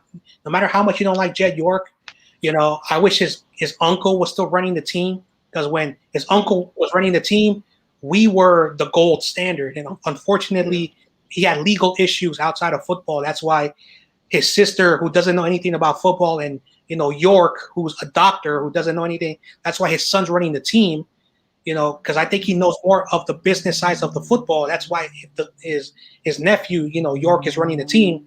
But at the end of the day, no matter how you feel about the York family or the Barlows, Jimmy Garoppolo, if he is pissed off, he should take away that trade clause and say, you know what, trade me anywhere. But if they're going to do that, John Lynch has to be like, hey, we'll trade you if a team doesn't want you because we want a first-round pick because we still value you. You have to honor your contract. Let's not be like Dak Prescott, who's like, oh, I'm not going to play unless you pay me Patrick Mahomes money. No, of course, like Jerry Jones, he's a billionaire who throws money at the problem. He doesn't care. Right. But at the end of the day, he can hold out. If Jimmy Garoppolo's pissed, he hold out. But I don't think Jimmy Garoppolo is a type of football player that's going to ruin his reputation, because Jimmy Garoppolo he's a dude that doesn't like talking to the media. He's very respectful. He says what's on his mind. But I think Jimmy Garoppolo knows it's a business. Like, these players, like, I want to remind fans, like, if I was if I was with the 49ers and someone was telling me, oh man, you are horrible, they need to trade you. Number one, I can care less. Because I have very thick skin. But at the same time, I want to sit down with the coach and the general manager and look at my plans. If I disagree with them, all right, I'll fulfill my contract. But once my contract is over, I'll sign with somebody else.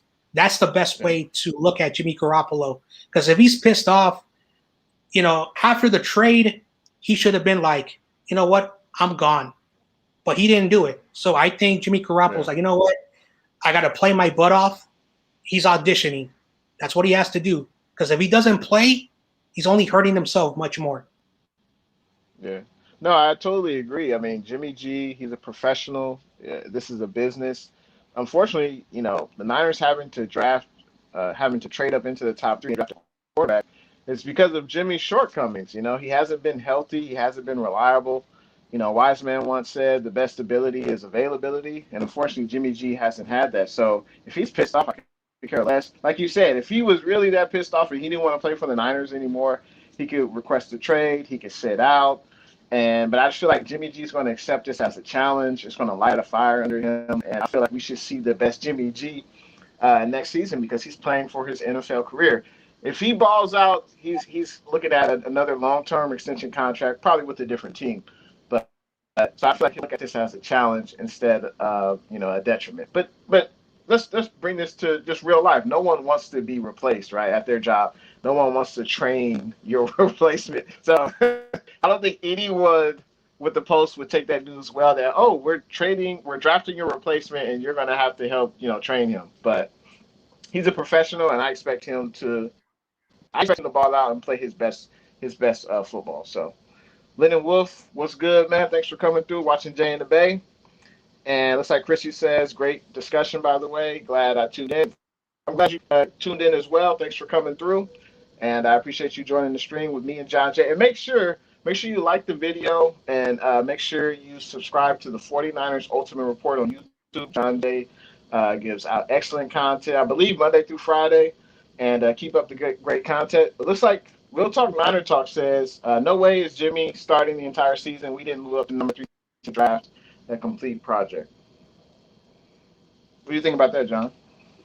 Well, I think we already discussed that, but just to make a quick point, he has to start. Now, as I mentioned, if Jimmy Garoppolo is like 5-5 and 49ers have that 8th seed in the NFC, yeah, you will have to, put the rookie in. But if Jimmy Garoppolo is 10-0, even if the defense is doing their job and the defense and the running backs, because that's what Kyle Shanahan's system is, are you really going to say, you know what?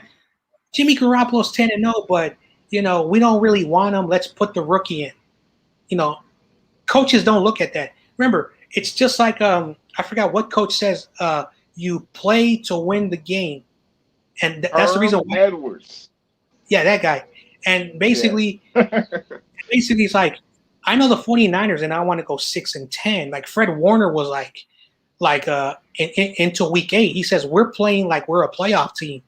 We don't expect to tank, tanking, like in the NFL, if you tank, if the NFL knows that you're tanking, they'll screw you. Look what happened to the Jets. Everyone thought, oh, they were going to get the number one, the number 1 pick, and they won 2 games in a row. So teams don't tank. So why would we tank to get, a great quarterback? So the 49ers, like if you're 10-0, are you going to tank? Like your record, because say they finish up like 13-3, and there's no more bye week for the number 2 team, and say the Green Bay Packers are 14-2, and we decide to go with the rookie. That would have been the dumbest thing to do. So, that's basically just to simplify it. If we're winning with Jimmy Garoppolo, let's get a good seat because that first round bye. One thing that no one talks about when the Niners have a first round bye. The years that they've won Super Bowls, they've had at least a bye. Yeah. No, I appreciate Real Talk's comments, but yeah, if Jimmy G's playing well and the team is winning, I just don't see a chance in hell that the rookie just gets put in for no reason. One thing that we've talked about is Jimmy G is auditioning. Jimmy G is auditioning for his NFL career, so it makes more sense for if the Niners are winning and Jimmy's playing well to keep Jimmy starting because it's going to increase his value. And with Jimmy's increased value, that means we'll be able to trade him, for possibly a number 1 draft pick. So if the rookie starts, I feel like that means Jimmy either got hurt or hell, Josh Rosen. Could Josh Rosen start over the rookie? Probably not. If Jimmy G was hurt, I'd probably rather see the rookie, but I feel like the season would be basically over because that's been the trend. When Jimmy gets hurt, basically the season's over, and it's time to look forward to next season. Looks like Brendan DeKeen, thanks for coming through to the stream. He said San Francisco 49ers are Super Bowl bound 2021. Let's get it. All right. I'm down with that. Lennon says, "What's good again? What's good?" Harden 54. What's good? Thanks for coming through to the stream. Tommy Huxley. All right. I haven't seen Tommy. It's the first time I've seen you in the stream. Me and John know you real well. Tommy He says, Huxley, "What's up?" I gotta give him a shout out. Like this guy, Yeah. he was one of my early subscribers. And speaking of Tommy Huxley, I want to give a shout out to Jay in the Bay. When I had only like between 50 and 70 subscribers, you had like 350, and you subscribed to my channel for some reason. So I owe you a big, big deal of heart for having me on today, because one thing I want to announce even to your audience, as my channel grows up, I want to give back. I know I don't have a lot of money, but I'm going to give back. I'm going to do a lot of like this, like face to face with subscribers and everybody, even you. Yeah. And even segments with like YouTubers who are smaller than me, trying to grow, to give them a voice. And that's one thing about Tommy Huxley, why I give him a big shout out, because he was one of my subscribers when I had nobody yet, when I was still growing, trying to get like some views and stuff. So thanks very much, Tommy, giving me all the love. I like your channel, and go to his channel, Tommy Huxley. He plays really good guitar. Yeah, Tommy's the man. And yeah, man, I saw your channel, and I want to connect with people just like you who talk about the 49ers, because we all have a different perspective. We all bring something unique to the table. Obviously, our end goal is to win a Super Bowl and for the 49ers to be successful, but I saw that you were putting out Niners content, you were doing it consistently, you were passionate. So I was a fan. So, I had to subscribe. So, and your channel was blowing up. You're going to pass me. You're going to pass me as subscribers. But it's good to see, John, that you're doing well. And it's only the beginning. Like we're on our way. We're on our way. It's only the beginning. So, Yep. And let's say Niners All Day says, imagine Troy Warner, Fred Warner, Zach Wilson, BYU squad. It'd be cool if we got Wilson, but pretty sure he is on the lock for the Jets. Yeah. No, it seems that way. Yeah, and Troy Warner, I know that's Fred Warner's brother. I believe he plays linebacker. Is that correct? Well, like I still have not looked at tape in him. Like for some reason, I'm procrastinating. Like I said, I look at the 32 best prospects only. I don't look at like others who look at like the 300 to 400 prospects. That's a lot of hard work. I don't have time for that. So I'll look at some of his stuff, and I'll get back to anyone who wants to know Troy Warner information. Okay, cool. It looks like Brandon the King says, during the 2021-2022 NFL season, I would like to see Fields be at Taysom Hill on some plays. That's interesting. The Saints bring in Taysom Hill on certain plays. Usually he gets at least, maybe 5 to 10 snaps at quarterback for the Saints. So that would be interesting to have like a Fields package where he comes in the game. And that would be interesting. I'd like to see that, because I do want to see, you spend a top 3 pick on a quarterback. You do want to see them, go in the game. But obviously you want to see them win. You don't want them to come in and mess up the flow of the offense with Jimmy G. So what do you think about that? A special package for Fields? That actually makes a really good, like, it doesn't matter who's the quarterback. Like, personally, like if we get Zach Wilson, Fields, or Lance, I think Kyle Shanahan will maybe in the red zone situation will switch out, these quarterbacks, or say there's like a 4th and short, and he says, you know what, I think Fields can do something, better than Jimmy Garoppolo on this 4th and short situation. It really makes a lot of sense. Plus, they get some game experience. They get to go out there, call plays, and learn how to read the defenses. And Taysom Hill, he's a gadget guy. He's not a true quarterback type of guy. Like if you're going to say, Trey Lance, no, Taysom Hill is more of a receiver and a running back than a quarterback. He's a gadget guy. He's like a Tim Tebow. That's why I do think Trey Lance is better than Taysom Hill. I even think Justin Fields is way better than Taysom Hill. That's just my opinion. No, that is a good comparison. Taysom Hill can do it all. He's on special teams. He runs the ball. He can line up anywhere. He's like, he can line up any place. But Yeah, it'll be interesting to see if they bring in Fields on certain packages like that. Looks like Niners all day says I'm warming up to Lance. So it's Field or Lance in my opinion. Yeah, I think those will be the two guys we'll be waiting on pins and needles during the draft night. And CG Ruthless, what's good? Thanks for coming through, man. And Adam gave me one. He says actually Manning in his prime had wheels. LOL. That's funny. Looks like CG says I prefer Trey Lance because he knows the offense and offers a lot more than Jimmy G. Very mobile and talented. Good point, CG. What do you think about Mhm. that, John? Well, that is a really good question, CG Ruthless. Shout out to you if he's still on watching. Thanks for having me on for like that 10 to 15 minutes on your show. I think a week ago or a couple of weeks ago. And one of the reasons why, many people, even like I was on Ryan Sakamoto and I also chime in on Rumbo Sports, like those are the guys I always, check in, watch their shows. But when you look at what everyone is saying, they said that Justin Fields, is probably the most sensible pick. And having the sensible pick is basically having the right choice, making sure you don't mess up having this guy. Trey Lance, just like everyone says, you have to hold your breath and make sure that you are not, wasting a pick. And that's the reason why people are scared. But they say so many good things about him. I say a lot of good things about him. As I mentioned, if his high ceiling is Steve McNair, which probably is the only quarterback. And I had to go really back to find a quarterback that plays his style that was very successful in the NFL. Because I wasn't going to say Lamar Jackson. No, Lamar Jackson is a different breed. Lamar Jackson throws a lot of short passes to his tight end. He doesn't really go deep. That's why Hollywood Brown has been a little bit critical on how he's featured with the offense. Hollywood Brown is a good wide receiver, but at the end of the day, who uses a lot of tight end system? Who uses a fullback as a tight end occasionally? The 49ers. Which quarterback will those guys like the most? Because you also have to talk to the players. And I think George Kittle was like, you know what? I like Jimmy Garoppolo. He's my best buddy. I wore that funny T-shirt after they won the NFC title game.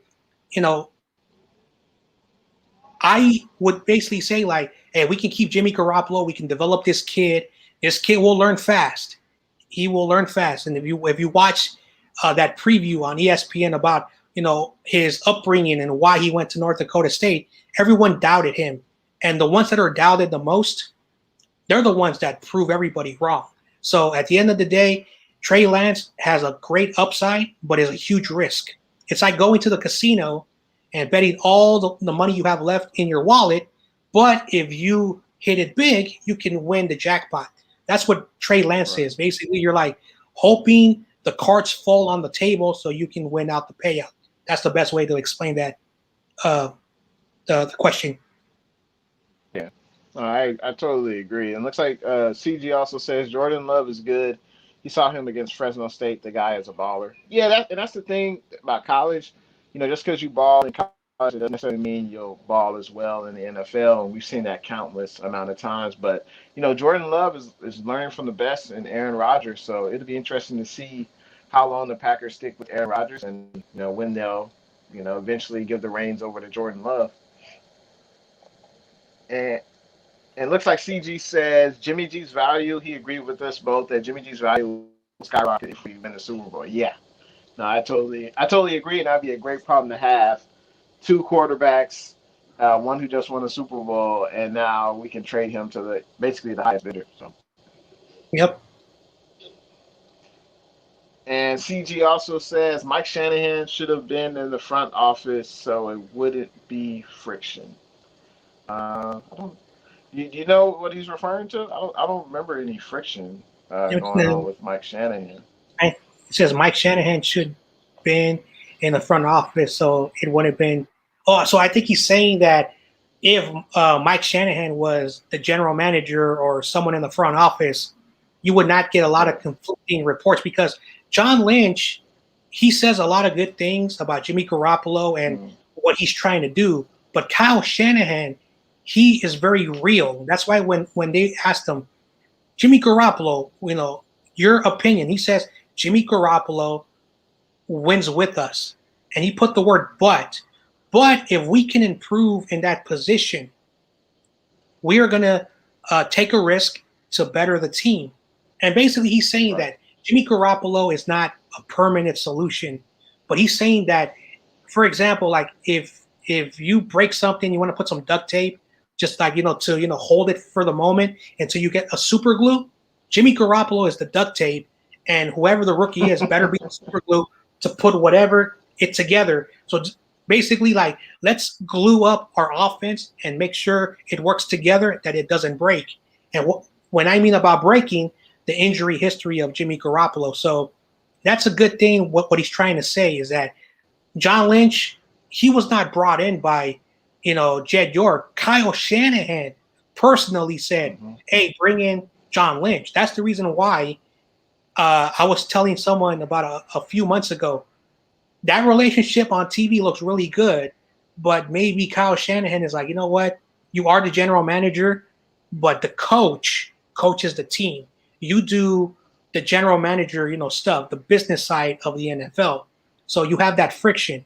So at the end of the day, maybe John Lynch is in charge of the defense and Kyle Shanahan is in charge of the offense.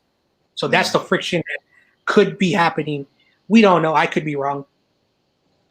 Yeah, I mean, as you said, Shanahan brought in Lynch, and that was a great analogy you had, that Jimmy G is the duct tape, and the rookie quarterback is the super glue. We hope is the super glue, especially drafting in the top 3. We hope that he's the super glue, and he will, that whichever quarterback we pick will lead us to, multiple Super Bowl titles. So, but yeah, that was a great analogy on your part.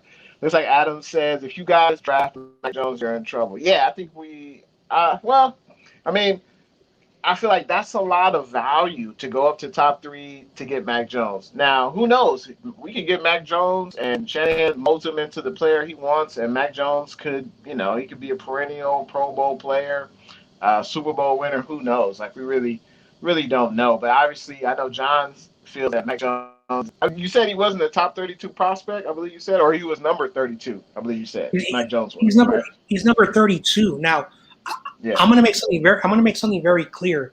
Why is the NFL pushing him up the board? Why is NBC personnel Chris Sims? Now, I don't want to be rude to Chris Sims, but he never had the best NFL quarterback, experience. He was a bust. His father and his brother played. His father was pretty good. He and his brother were not the best. He has a job in the sports media, so he should not even be talking. Because if he was a good quarterback, if he was credible, like, say, for an example, like, what's his name, McNabb, he had a great career. He didn't, unfortunately, he didn't win a Super Bowl, but I would listen to him because he had a great career. He was in the NFL long term. He played in 5 NFC championship games and 1 Super Bowl. So if a quarterback who basically was like a backup, or had like a journeyman career or a bridge quarterback for rookies to take over a job from him, I would not take advice from a quarterback. If you play quarterback and you were successful, I'm not saying, you have to win Super Bowls. It's the same thing with coaches. Like, some of coaches who were like, okay, like Eric Mangini, he says, like he goes on Colin Cowherd. He says, I'm the voice of reason when it comes to head coaches because I coached. He was a bad coach. So you listen to the right people who's had success, can tell you the stories and what's going on, than the guy who's just saying, oh, Kyle Shanahan was my best friend when we were at a small Texas school. That doesn't work. That doesn't work. I know a lot of people who played with the Giants because I live in San Francisco. I've got to meet them. I don't say they're my best friends. No, I've got to meet them. I got to have, short friendships with them. But I would not say, because I know this guy, that's what Chris Sims, So I do agree. And personally, Kyle Trask was a better quarterback prospect, but Kyle Trask, for some reason, I don't know why they've pushed him. Like, he's ranked in the top 100 in a late second round early third round. And I saw his pro day. He was more mobile, and he had a better arm. Now, yes, he had Kyle Pitts, so maybe that's a little bit of a truth that maybe because he did have a good tight end, you know. So I could be wrong, but Kyle Trask was my quarterback before we moved up, not Mac Jones. Mm. And speaking of Mac Jones, CG says Matt Ryan, like Mac Jones equals Matt Ryan. I don't think he will be terrible. Now one knock on Mac Jones is he has all of this talent around him. How good is he really? And just like you mentioned with Kyle Trask, he had Pitts, the tight end. But it's interesting that you say that Mac Jones is being pushed by the media to be, a top 10 pick. I mean, he seems like he played well. He played great in college, but it doesn't always translate to the NFL. So that's going to be interesting to see. And it looks like CG made another comparison with Trey Lance. He says he will be possibly a Russell Wilson version. Like that, I guess that would be. I mean, Russell Wilson's a potential Hall of Famer, so that would be incredible if Trey Lance was that. You know, I'm gonna address that. Like Russell Wilson, comparing him to a taller Trey Lance, I disagree with that, and I'm going to be very respectful to his opinions. But the best quarterback, go look at Steve McNair. McNair ran a lot. He had a good arm. He used a lot of his tight ends. The system.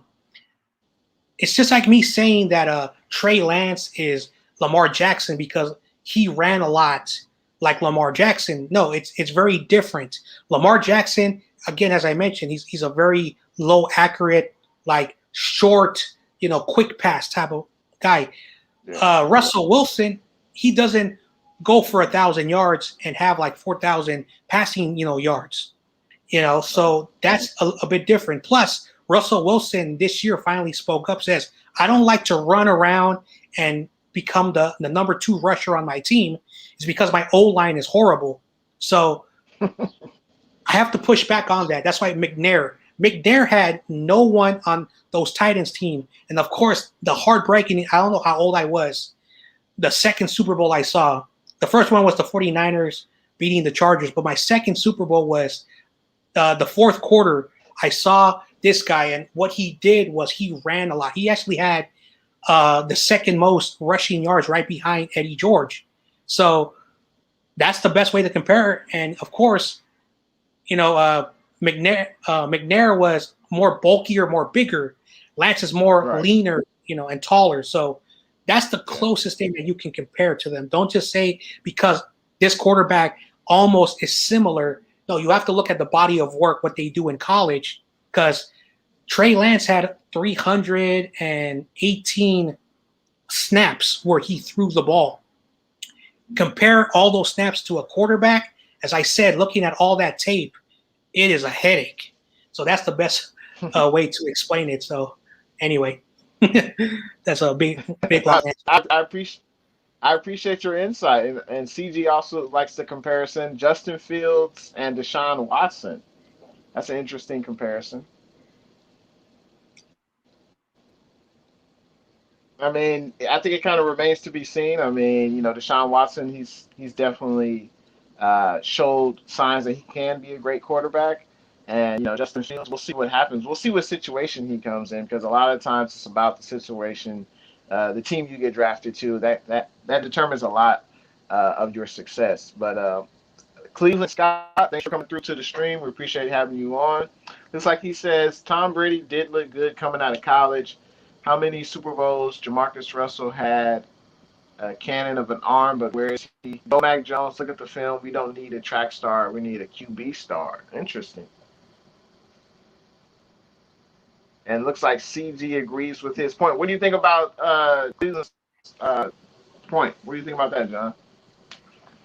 Well, I don't know if anyone saw the Tom Brady, 6 quarterback, documentary, where the 49ers thought that they got the next Joe Montana was some guy from a New York school that wasn't a big powerhouse. But Bill Walsh said, oh, yeah, Anyway, one of the only big mistakes that he has done, Tom Brady, his coach was saying that while he did not have the best athletic ability, he was one of the best quarterbacks who was smart and learned, and he learned very quickly. Jamarcus Russell had the talent. When he was in LSU, he was a big dude, like a big, bulky dude, and he had a really good arm talent. And one time in his pro day or a highlight he showed where he threw the ball almost 80 yards and it was caught by a receiver. And a lot of people were like so dazzled. But where did he go? He went to the Raiders, and the Raiders at that time were garbage. So it is true, like Jamarcus Russell was a good prospect, but also Jamarcus Russell did not have good work ethic. Tom Brady has always had work ethic because on this documentary says that's the reason why he's not retiring, because he says, I have something to prove. And I don't know what he has to prove, but in that documentary, he says, I tell my kids, no matter how old I get, someone is going to drag me off that field to force me to retire, because he still has beef, especially the 49ers. After he was not picked up by the 49ers, he's not a 49er fan no more. He was like, no. And he basically, look what he has done. And basically, half the time he's been in the NFL, every other year, when you look at the Super Bowls, he's played, I think, in 22 seasons, basically every other year, statistically, and you look at the analytics, he's in a Super Bowl every other year. So just look at that. And then he had a stretch where he went to 5 Super Bowls in a row. So that's hard to do. Tom Brady is a GOAT for a reason. No, that's a great comparison. I'm glad Cleveland Scott. I'm glad that you brought up Jamarcus Russell, because Jamarcus Russell had all the talent in the world, but he didn't have the work ethic, and that's pretty much what it comes down to. All these guys that are coming out in the draft, they all have talent. They were all the best at their high school. They were all, the best in college. But what are you going to do when it comes to the pros? That's where it's all about. It's all about what you do when the cameras aren't shown. What are you doing when you aren't playing the football game? Are you studying? Are you working out? Like, do you have the same motivation? I'm not saying you have the same motivation that TB12 does, but you have to be motivated beyond. You have to be able to put the work in. That's what it comes down to. You have to be able to put the work in. And unfortunately, with Jamarcus Russell, he didn't want to, put the work in. He thought he could just let his athleticism, continue to, be a factor in his career. And athleticism is important, but it's not everything. And Tom Brady clearly shows that it's not everything. It's about, putting the time in, putting the work in, and Tom Brady does that. And that's why he's still in the league. Like you said, he has an axe to grind. He still has something to prove. Just like Cleveland says, I think Mac Jones can win a Super Bowl with a great running game and the 2019 defense. Yeah. I mean, if he doesn't turn the ball over, he gets the ball into the hands of his playmakers. He makes good decisions in the pocket. I mean, any quarterback, right? Any quarterback make good decisions, feel the rush, don't make mistakes, get the ball into the hands of your playmakers. I think that's the recipe for a successful quarterback. So, Alex Smith.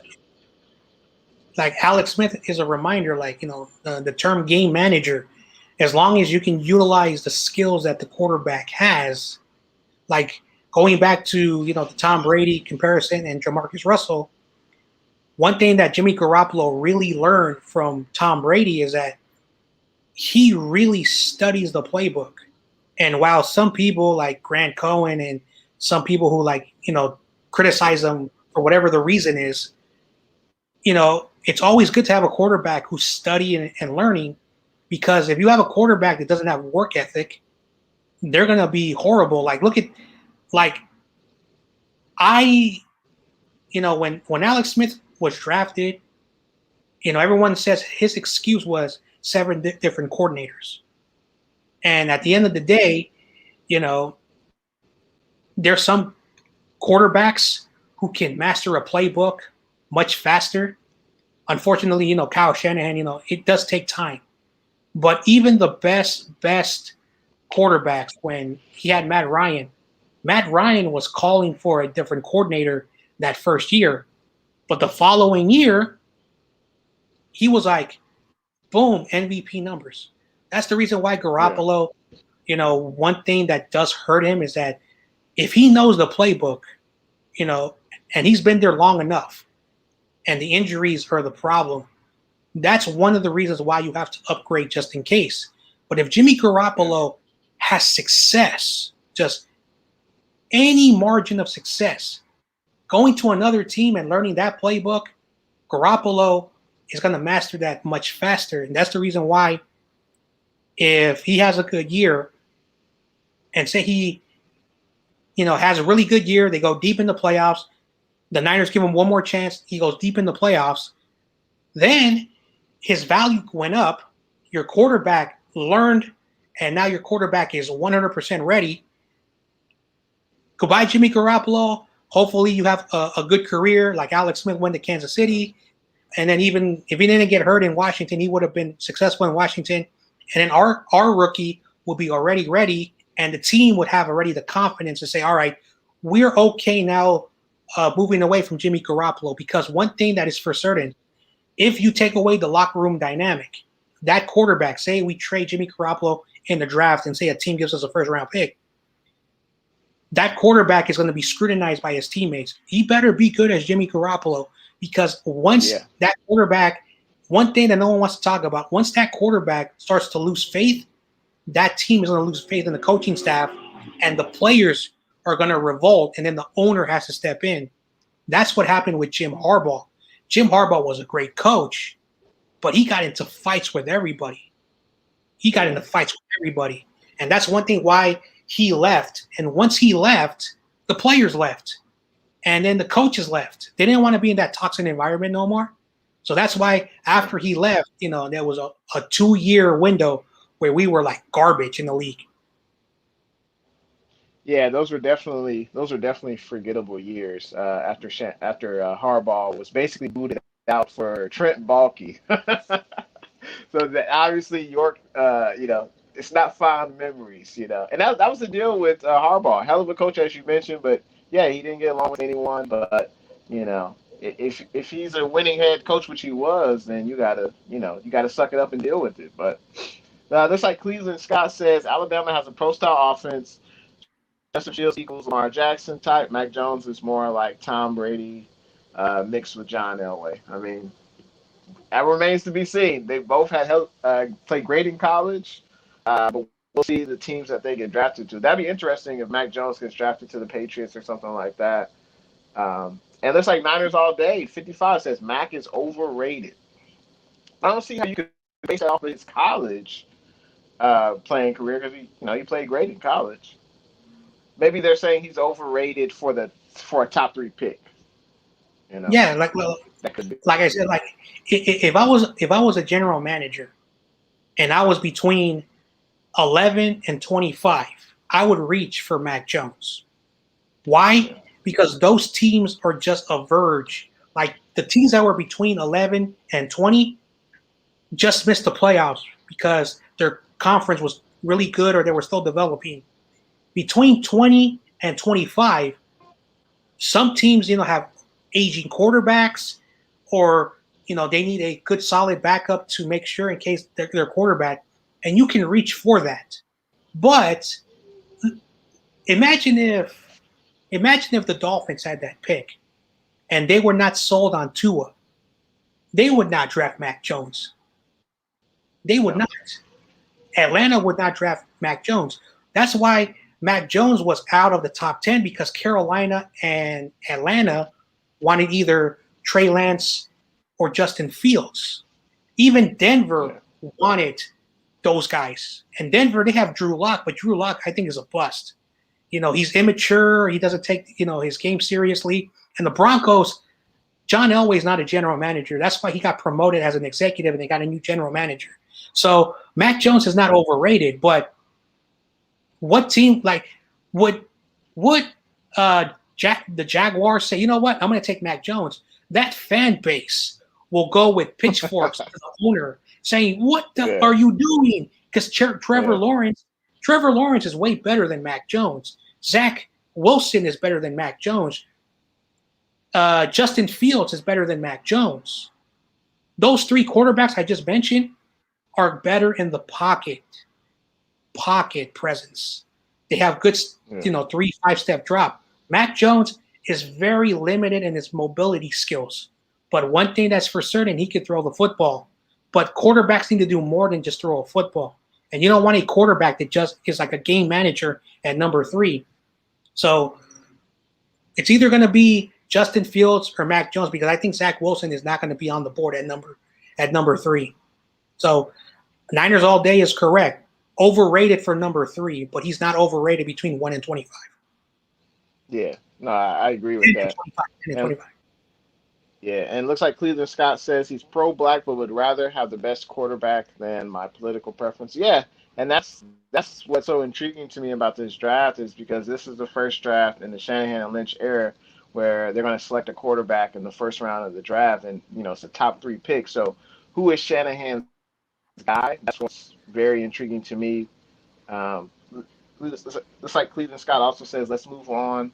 Watts are have moving up spots. Let's move on. I'm not sure what he means by that. Everyday Sports Mania. He'll be your quarterback. The rookie won't start immediately. I believe he's referring to Jimmy G. Yeah, I think Jimmy G definitely gives us the best chance to win at this point. I don't think the rookie would be ready.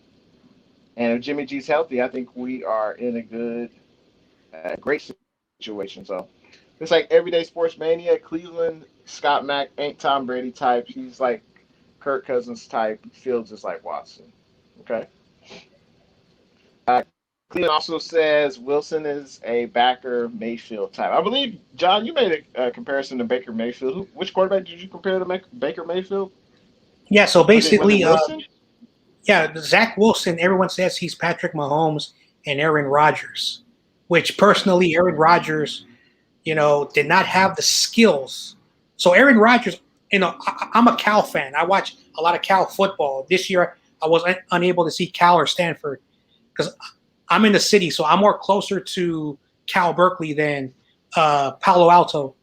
So when Tedford was a running guy like Kyle Shanahan, he was a running offense, and the way Aaron Rodgers threw the football, he held with 2 hands like this, for 2 hands. But when he got to the NFL, he was learning behind Hall of Fame Brett Favre, and then he got better when he threw the ball. So Wilson has better mobility, better throwing style, and Baker Mayfield. I said Baker Mayfield was someone who compared him, like NFL.com said Baker Mayfield is the best way to explain him. But I compared him to Jay Cutler because Jay Cutler plays the same style. But if you have to also compare another quarterback, I cannot say Aaron Rodgers because Aaron Rodgers was not fine-tuned until he got in the NFL. So, and then Patrick Mahomes is a different version of a quarterback. The best quarterback, and I think I'm being very nice to him, is Matthew Stafford because Matthew Stafford plays the same way, and he has a really good arm.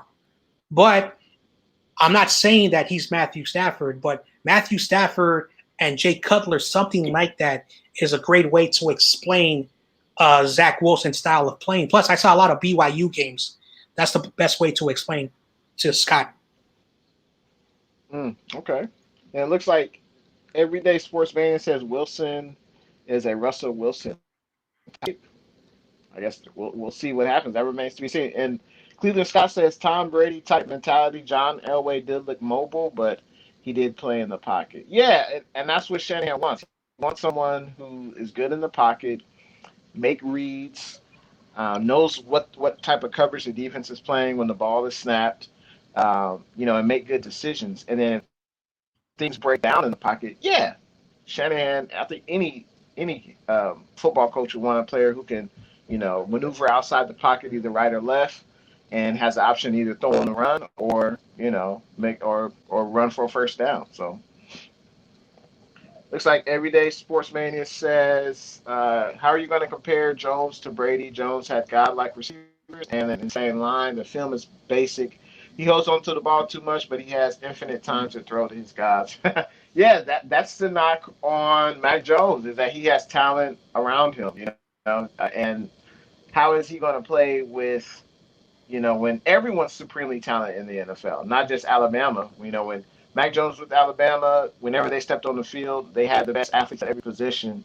And in the NFL, it's going to be different. So, and unfortunately, with Alabama quarterbacks, there haven't been many that have succeeded in the NFL. The book is still out on Tua, but before Tua, there haven't been many quarterbacks that have succeeded coming from the Alabama college. So,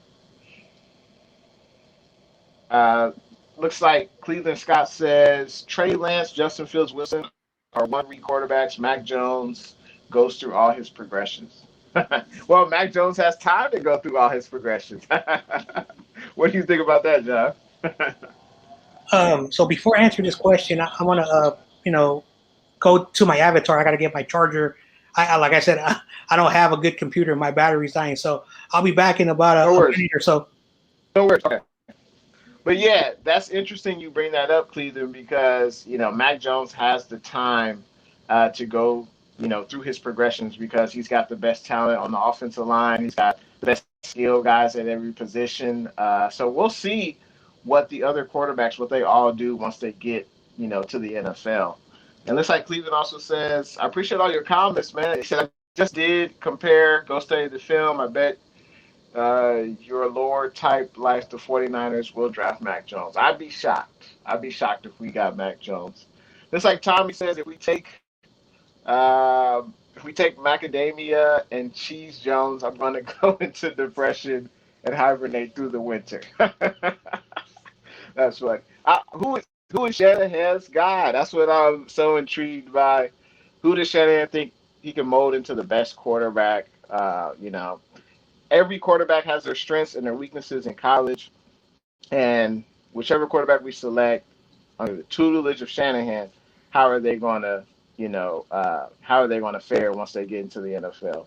But go ahead, John. You want me to highlight the question again, or? What was the question? I think he was talking about how Mac Jones was able to go through. I think this was Cleveland Scott's question. Mac Jones was able to go through his progressions after he snaps the ball, and he was saying that the other quarterbacks, Wilson, Fields, and Lance, were all one-read quarterbacks. Well, when people compare quarterbacks, like say if you're trying to compare Mac Jones to Zach Wilson, Justin Fields, and Trey Lance, you really can't compare them. You really can't compare them. What you can compare Mac Jones is to quarterbacks in college that play the same way. So Trey Lance is not a one-option quarterback. He can basically, like, when I watched them play, in the championship game, he can really roll out and continue to create plays.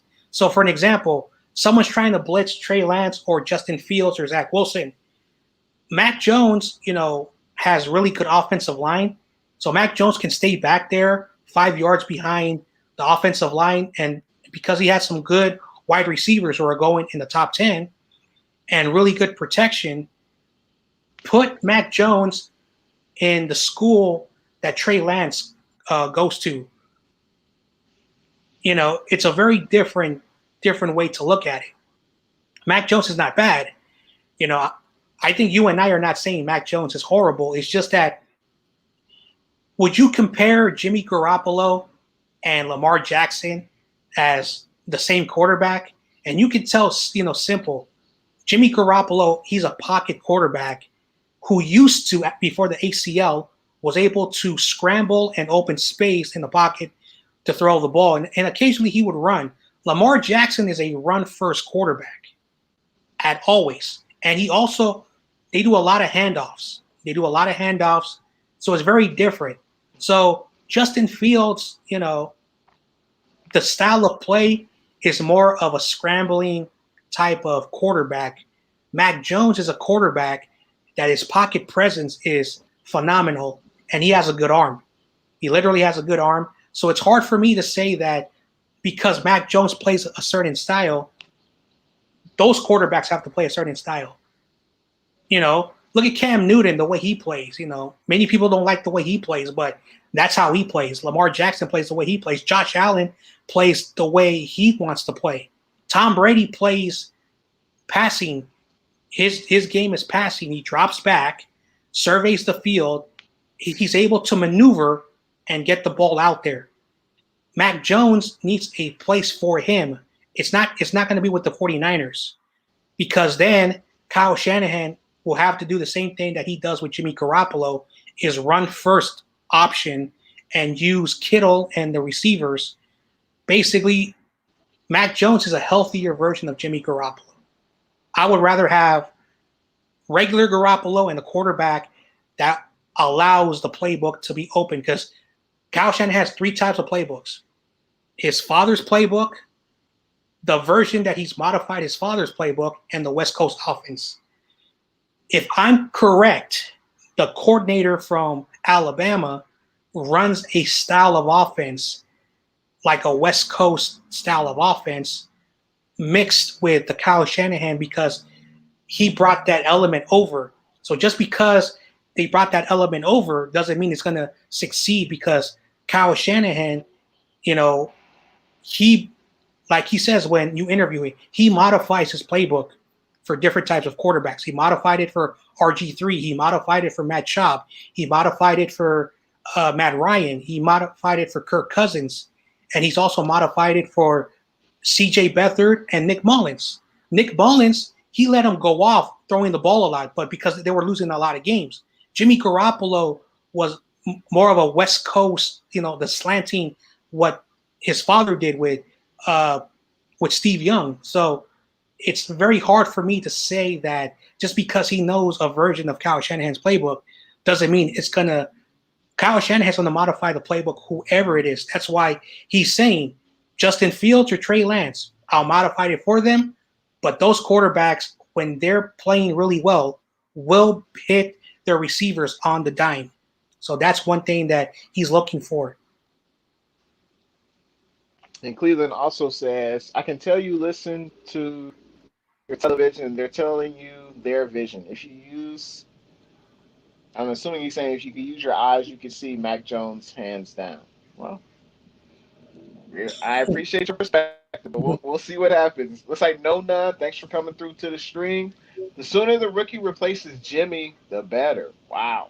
Well, if the season is going, down the drain, and to the first 8 games were 2 wins and 6 losses, and yeah, it's probably time to put the rookie in and see what he can do. But I have a feeling you're not a believer in Jimmy G. Looks like Tommy says Donovan McSlab equals no rings. Donovan McNabb was a pretty good quarterback. He was very successful. I think he lost the Super Bowl against the Patriots, I believe. Yeah, but that wasn't his fault. That was Andy Reid's clock management, because they were inside the 10-yard line with 1 minute and 13 seconds, and they ran the ball and threw a lot of short passes. At that point, you need to have your receivers go deep, and then they were only trailing by 3. So, don't, get mad. But I like Tommy, I like his humor, he means well. Yeah. He's a good guy. That's why, he's cool. He's cool. I like his humor. I'll always respect Tommy. Yeah, he's not a mean guy. He's a good dude. Yeah, he's funny. It's like Cleveland Scott says, speed and quarterbacking is 2 different things. Joe Montana, John Elway, Dan Marino, Jim Kelly, Tom Brady are the best and was slow as molasses. Yeah, when I think of those quarterbacks, I think of obviously upper echelon quarterbacks, some of the great quarterbacks that ever do it. And they were pocket quarterbacks. They did scramble when they needed to, but most of the time they stayed in the pocket. But I feel like what separates the great from the good quarterbacks is just decision making, throwing it to the proper read, recognizing the defense, what coverage they're playing, and exploiting that. And I feel like that's what those quarterbacks did that you just mentioned, to the best of their ability. Niners all day. We do have an older roster, and developing Lance for 2 to 3 years might be a bad option because others will retire. I'd take the safe pick in Fields. What do you think about that, John? Well, I can tell Niners all day really likes Justin Fields, and he's entitled to his own opinion. I'm a person that, if I disagree with a person, I'll let them know. But you know, like George Kittle, he's not 35. Debo Samuel, he's not 35. Brandon Ayuk is entering his sophomore season. Now the running backs like Mostert, who's I think 28, 27, 28, you do have to worry about them. Jeff Wilson is 25, 26. So running backs lifestyles, but you can always get younger running backs. And Kyle Shanahan develops running backs so easily. And then Fred Warner is 24. Bosa is he'll enter his third year. Armstead is like 27. Our corners, like K1 is 29, Verrett's 30. So I understand that. But we're not a 35-year-old team. We're not a 35-year-old, old team. Like Kyle Juszczyk is, I think, 29, 30. That's a bit of a concern. That's a bit of concern. So, I do have to push back on Niners all day. But if he's saying that everyone on the team is old, like Trent Williams, I understand he's close to 35. Alex Mack is 35. Mike McGlinchey, a lot of people say he may be traded. He's good trade value, but he's still young, so, make sure when you look at the roster, what players you mean that could retire. Probably Alex Mack in 3 years, probably, Trent Williams maybe will not last 6 years. So maybe in 3 years, we'll lose those two guys on the offensive line. On a defensive side, Verrett is 30. He signed a 1-year deal. K1 is 29. He signed a 1-year deal. Tart is 29, 1-year deal. So when it comes on the offensive side, our offense is young, just the running backs. That's why corner is a very important position that has to be addressed in the second round. So if he's saying the team is old, like 35, like in their 30s and 35, be really careful what you say, because our playmakers and this offensive line class is much deeper than most people realize, because you can get a good, solid interior lineman, a guard, and a center to learn in the third, fourth, and even fifth round, especially that guy from Whitewater who I just found out about, which is so weird. I saw the pro day. He's a day 2, early day 3 pick, and he's a center, I think center or guard. So, we could develop, because you still have to develop a team. Like, as players get older, that's why the draft is so important. You make sure you continue to make that team younger, because, the NFL, the average NFL player plays 3.5 seasons. 3.5 seasons. So it's really hard for players. So that's why you have to get younger. That's why you have players retire at 26, 27, because no team wants them. So that's my take when it comes to this question. Yeah, Niners all day brought some great points. The 49ers need to draft for certain positions that we're older at. Like, for instance, John, you said, like, Trent Williams, he's up there in age. Alex Mack is up there in age. And then the corners, usually corners, the prime of their career is usually like between 25 and maybe 30. Usually after 30, they're usually not as good. But as you said, the draft is very important. Niners, we have multiple picks, the day 2 and day 3 of the draft, and we definitely got to address. That was one downside to trading up into the top 3, is that now we're not going to get, I guess you could say, a elite cornerback in the first round of the draft, because I feel like that was definitely one of our biggest needs. But hopefully Lynch addresses those needs, because I think we definitely need to get corner, interior offensive lineman, a center guard combination. I think we're going to have to get a tackle, because I don't think McGlinchey will be with the team that much longer. I mean, we could broke the bank for Trent, and if you're McGlinchey and his representation, they're not going to take a cheap deal to stay with the Niners. McGlinchey's going to want to get paid, like a top 10, top 12 tackle. And if you're the 49ers, do you want to pay Trent Williams? He's the most expensive left tackle ever, and then pay McGlinchey as well. Like, I feel like we could not easily, but we could draft someone who could learn under McGlinchey. But that's a great point by Niners all day. It looks like no one says having speed doesn't hurt, though. It's better than not having it. Yeah, I mean, of course, if you could have the speed, and that's one thing that Shanahan said. Speed is important and it's great to have, but he'd rather have good decision making in the pocket, being able to read defenses, being able to make the right read as a quarterback. So, uh, Cleveland Scott says we talk about Cousins, want but what has he won? We talk about Lamar run, no Super Bowl. Yeah, that's true. Cousins hasn't. I think Cousins has only won one playoff game since he's been in Minnesota, I believe. And Lamar Jackson, yeah, he hasn't. You know, opposite ends of the spectrum. Lamar Jackson, he's had. I think he's had one playoff victory, and they both of them have only had one playoff victory. So it really depends on the system and the talent you have around you, and that really, you know, helps the quarterback. And No Name says, imagine if Montana also had speed. Yeah, he would have been. I mean, he's already a Hall of Famer. I don't know how much better you can get. Diners All Day says, I think Fields has more of a chip on his shoulder because he's been in the shadow of Lawrence almost his whole football career, and he's getting bad reviews on him that he's a one quarterback read when he's not. Well, he can prove all the skeptics wrong once he gets to the NFL and prove that he's not that he's more than just a one read quarterback. Um, Niners all day says so. I think that will fuel him, and he will prove everyone wrong. Yeah, you've been riding that Justin Fields trade for a long time. Niners all day, so I know you're waiting on pins and needles for the NFL draft to see who's Shanahan's guy. So, Cleveland Scott, how do you guys give up two first round picks to sit a guy for 2 years? Does not make sense. What do you think about that, John?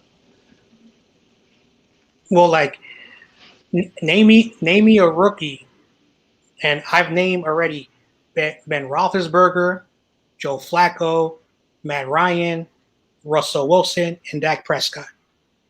But name any other quarterback besides those five who have came in the league and had similar success.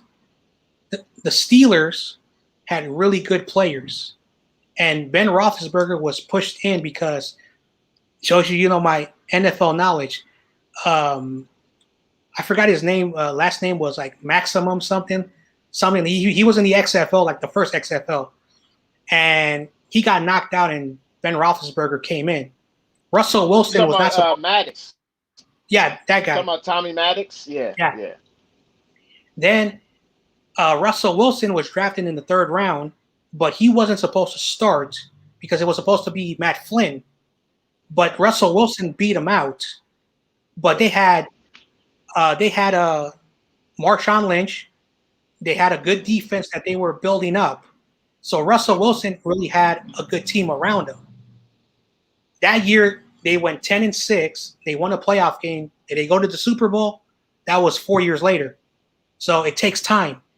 Joe Flacco, that team had Ray Lewis, Ed Reed. You remember that Baltimore team? They had some really good defensive players. But Joe Flacco had a good running back. And Joe Flacco's numbers were garbage. They were 9-7, and they barely got into the playoffs. Matt Ryan came from Boston College, and Atlanta had a defense that they set up. They won 11-5, and they lost to the 9-7 Cardinals. So name a quarterback. Name a quarterback that's going to come into a situation. San Francisco has all of that set up for them. The question is, do we want to win a Super Bowl, or do you just want us to have a good, decent season? Matt Jones, if we draft him, because it seems like Scott and Niners all day, once talking about Justin Fields is much better because he has a chip because of Trevor Lawrence. Trevor Lawrence is good. He can't get mad because Trevor Lawrence is good. Mac Jones, we can't get mad because he went to a college that has a pro style offense and has Nick Saban. Nick Saban's the best recruiting guy in the NFL in college football. So Nick Saban's going to steal all the great talent. So we have to be really careful what we say just because these guys are good in everyone's opinion. Everyone has, like I said, I'm Trey Lance. I'm not going to change my mind, but I give credit to all the other quarterbacks. Mac Jones, if he comes in, those pass rushers are in their mid-20s, some in their 30s, and those cornerbacks, Jalen Ramsey has seasoning. in our division. So if he tries to throw the ball at Ramsey, 50% of the time, Ramsey's going to intercept the ball, pass the ball, or knock the receiver out. It's different in the NFL. Justin Fields versus Jalen Ramsey and Aaron Donald. Those guys are seasoned guys. Let's stop saying just because what they did in college, they're going to be so good. So don't be biased. If you guys are biased, admit it. If you guys don't like my opinion, that's okay. But be for real, Be for real, And I don't really mean to be hard on these people who are commenting because they're trying to get their own opinions. But, Niners all day, what has Justin Fields done to show that he can throw a pass against Jalen Ramsey, or can he run away from Aaron Donald? Because Aaron Donald is a good guy. The same thing with Scott. Our division is really good. So at the end of the day, plus two players that have chips on their shoulder is Akello Witherspoon and Kerry Hyder. So those guys are going to play really good with us. Now, Cleveland brought up a great point. It's a luxury that the Niners can afford to draft a quarterback within the top 3 and sit him. And the reason I say it's a luxury is because most teams that are picking in the top 5 are, let's face it, they're rebuilding. The Jags are rebuilding. They're going to start Lawrence from day one, most likely. The Jets, if they move on from Darnold, they'll be rebuilding. So a lot of teams picking in that top 5 range, they're rebuilding teams. And the Niners, we got a luxury. We have a quarterback who knows Shanahan's system, and there's no need to start a rookie quarterback, from day one, I don't think. Let's see. No one says McNair had Dyson, Wycheck, and George. That isn't nothing. True, he did have those weapons. Weapons. But those guys weren't like huge names and huge impact players. I'm not saying that Dyson, Wycheck, and George were garbage, but when you watch McNair play, he was doing a lot of running. He was running the ball a lot. So, and it's true, like running quarterbacks. He's a good example of running quarterbacks. That he was very great. He made it to a Super Bowl, but later in his career, so many injuries eventually caught up with him. So at the end of the day, like say, like Dyson was like 10 times better. Wycheck and George was able to play a little bit more longer because running backs do retire early. So, I didn't say he had nobodies, but, that's the reason why, Indianapolis was the king of that division for many years because they were not able to go over that hump. So nothing, like I said, I like McNair. I have so much respect for him. Rest in peace, my man. Wish he was still alive. But at the end of the day, I did not say the team did not have nobody, but he did not have like the 49ers. We had Jerry Rice. We had great players. We had great players on defense, Hall of Fame players. Are there any Hall of Fame players from Tennessee? Someone can look it up. I could be wrong. Eddie George, I believe he's a candidate for the Hall of Fame. He should go in, I believe. I'd have to double check his stats. But Eddie George, he was an excellent running back with the Titans when Steve McNair was there. But when you think about the talent that the Titans had versus the Rams in that Super Bowl, like the Rams had Warner, they had Falk, they had Isaac Bruce, they had Torrey Holt, Ricky Pro, Hakeem, the receiver. Like the Rams had, plethora of talent compared to what the Titans had in the Super Bowl. So if you're comparing to the Rams, the Titans definitely didn't have as much talent on the field as the Rams. And Cleveland Scott says Alabama's the best college team hands down. They can beat some of the worst NFL teams. They could have beat the Jags. It may seem that way, but NFL players, they have pride. I don't think they could beat the Jags. No, I don't think so. No, let's see. No one says no college team would ever beat the worst NFL team. Yeah, I don't think so. What do you think, John?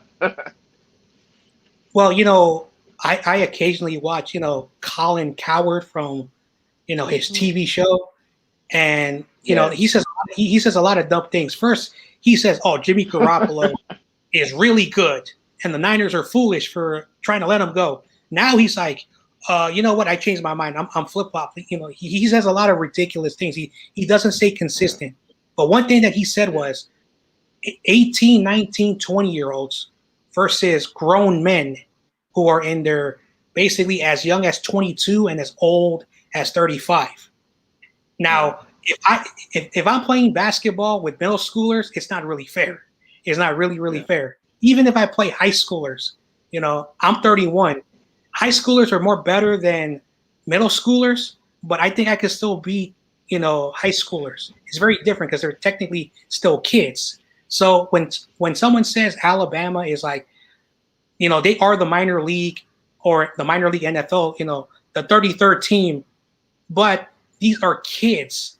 The NFL guys, even the weakest team, has grown men, playing grown men. Yeah. So Yeah. it's tough for me to say that Alabama could play like the worst teams, but you look at the Jaguars. This year they competed against the Packers. They almost beat the Packers. They lost 24-21. Aaron Rodgers had a really bad game against a team that was garbage. So it really does show you that, even the worst teams, like look at the Jets. They beat the Rams and they beat the Browns, two teams that made the playoffs. So it's very different competition. Put a young pro team of undrafted players against college teams, you will see the difference. Yeah, I agree. And the NFL players, this is their profession. This is what they get paid to do. They're not going to let a college team, it doesn't matter who it is, come in and beat an NFL team. I'd be surprised. I'd be shocked by that. It's like Cleveland Scott. He's still riding that Mac Jones train. He said he is fearless. He is mobile, very smart. The game is not too fast. He has great football IQ. All right.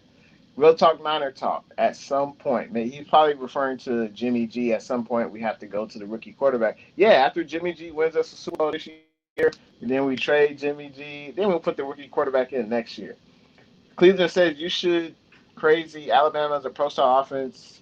You know nothing about football. Go watch ping pong. Okay, Cleveland. That's a great joke, man. I really like that. I really like that. Well done, Scott. You're clueless. Real Talk says wishful thinking at Scott. Yeah, talking about the college team beating the pro team. No None says Scott, you must be a clueless 12-year-old thinking a college team will beat any NFL team. I mean, I guess Well, that's how dominant. That's how dominant Alabama makes it look, right? It makes you think that they could actually beat a pro team, but I don't think so. we don't know who Cleveland Scott is. We can't assume he's a 12-year-old kid. Plus, if he's a 12-year-old kid, I'm never mean to kids, but like I said, Yeah. he's entitled to his own opinion. Everyone sees things differently. Like I'm going to bring up Grant Cohen. Grant Cohen is a journalist, but he's also a bonehead. But he has the right to have his opinions. Yeah. I'm not a person that says, I'm not like my voice is correct. I know Jay in the Bay. I know your voice is not, God when it comes to all of this stuff. Right. These are our opinions. Right.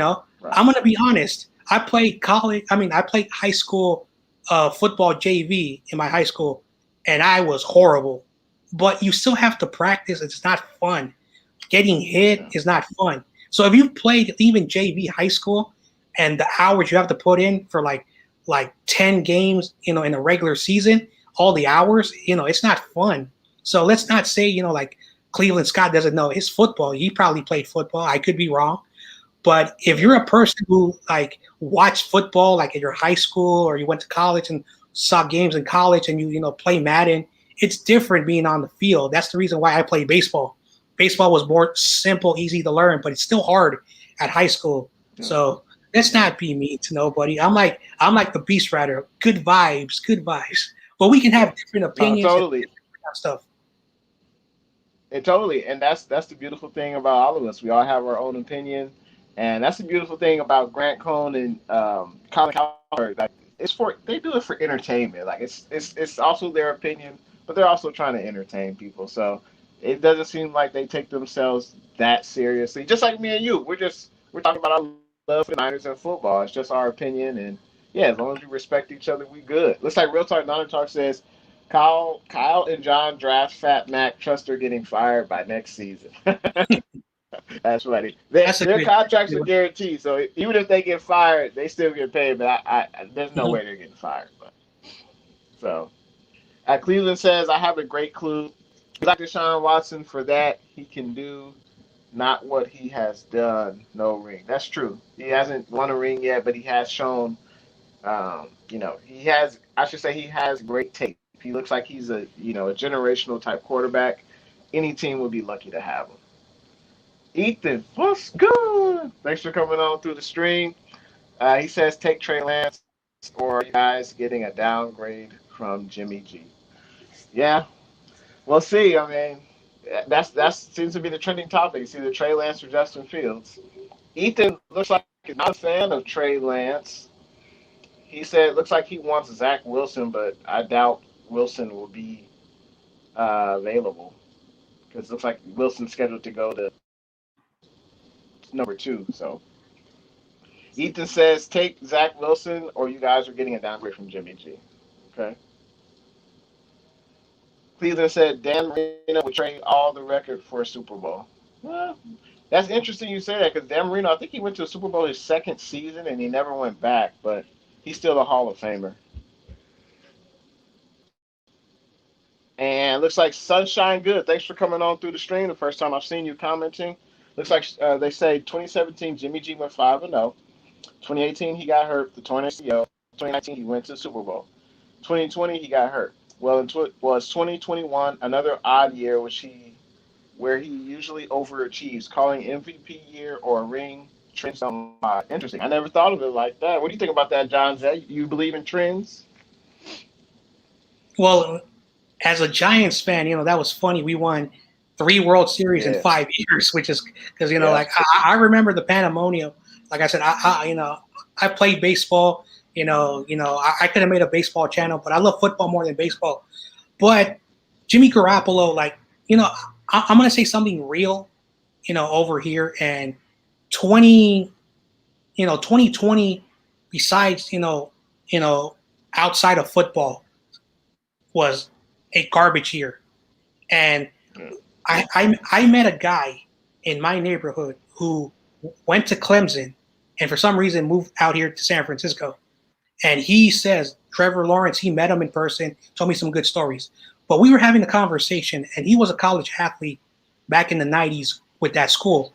And he says that when he came back from an injury, he was not the same because he did not practice.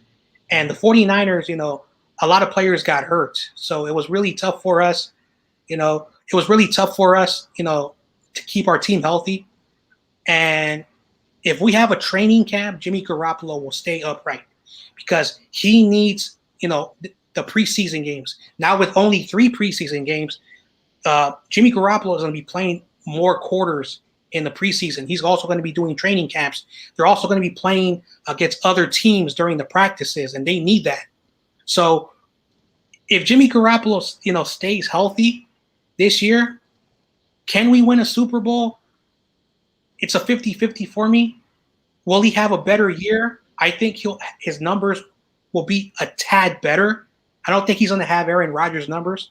If he cleans up the turnovers, then he could have a great year. So let's not, quickly rush to judgment, but let's be realistic. Who would have thought in my generation something horrific would happen in the world? So let's be a little bit real. Let's be a little bit more serious. Let's slow down with the sports talk. But I'm a person who's optimist, and I believe that 2020, is a year that's going to be erased in NFL history because of what happened.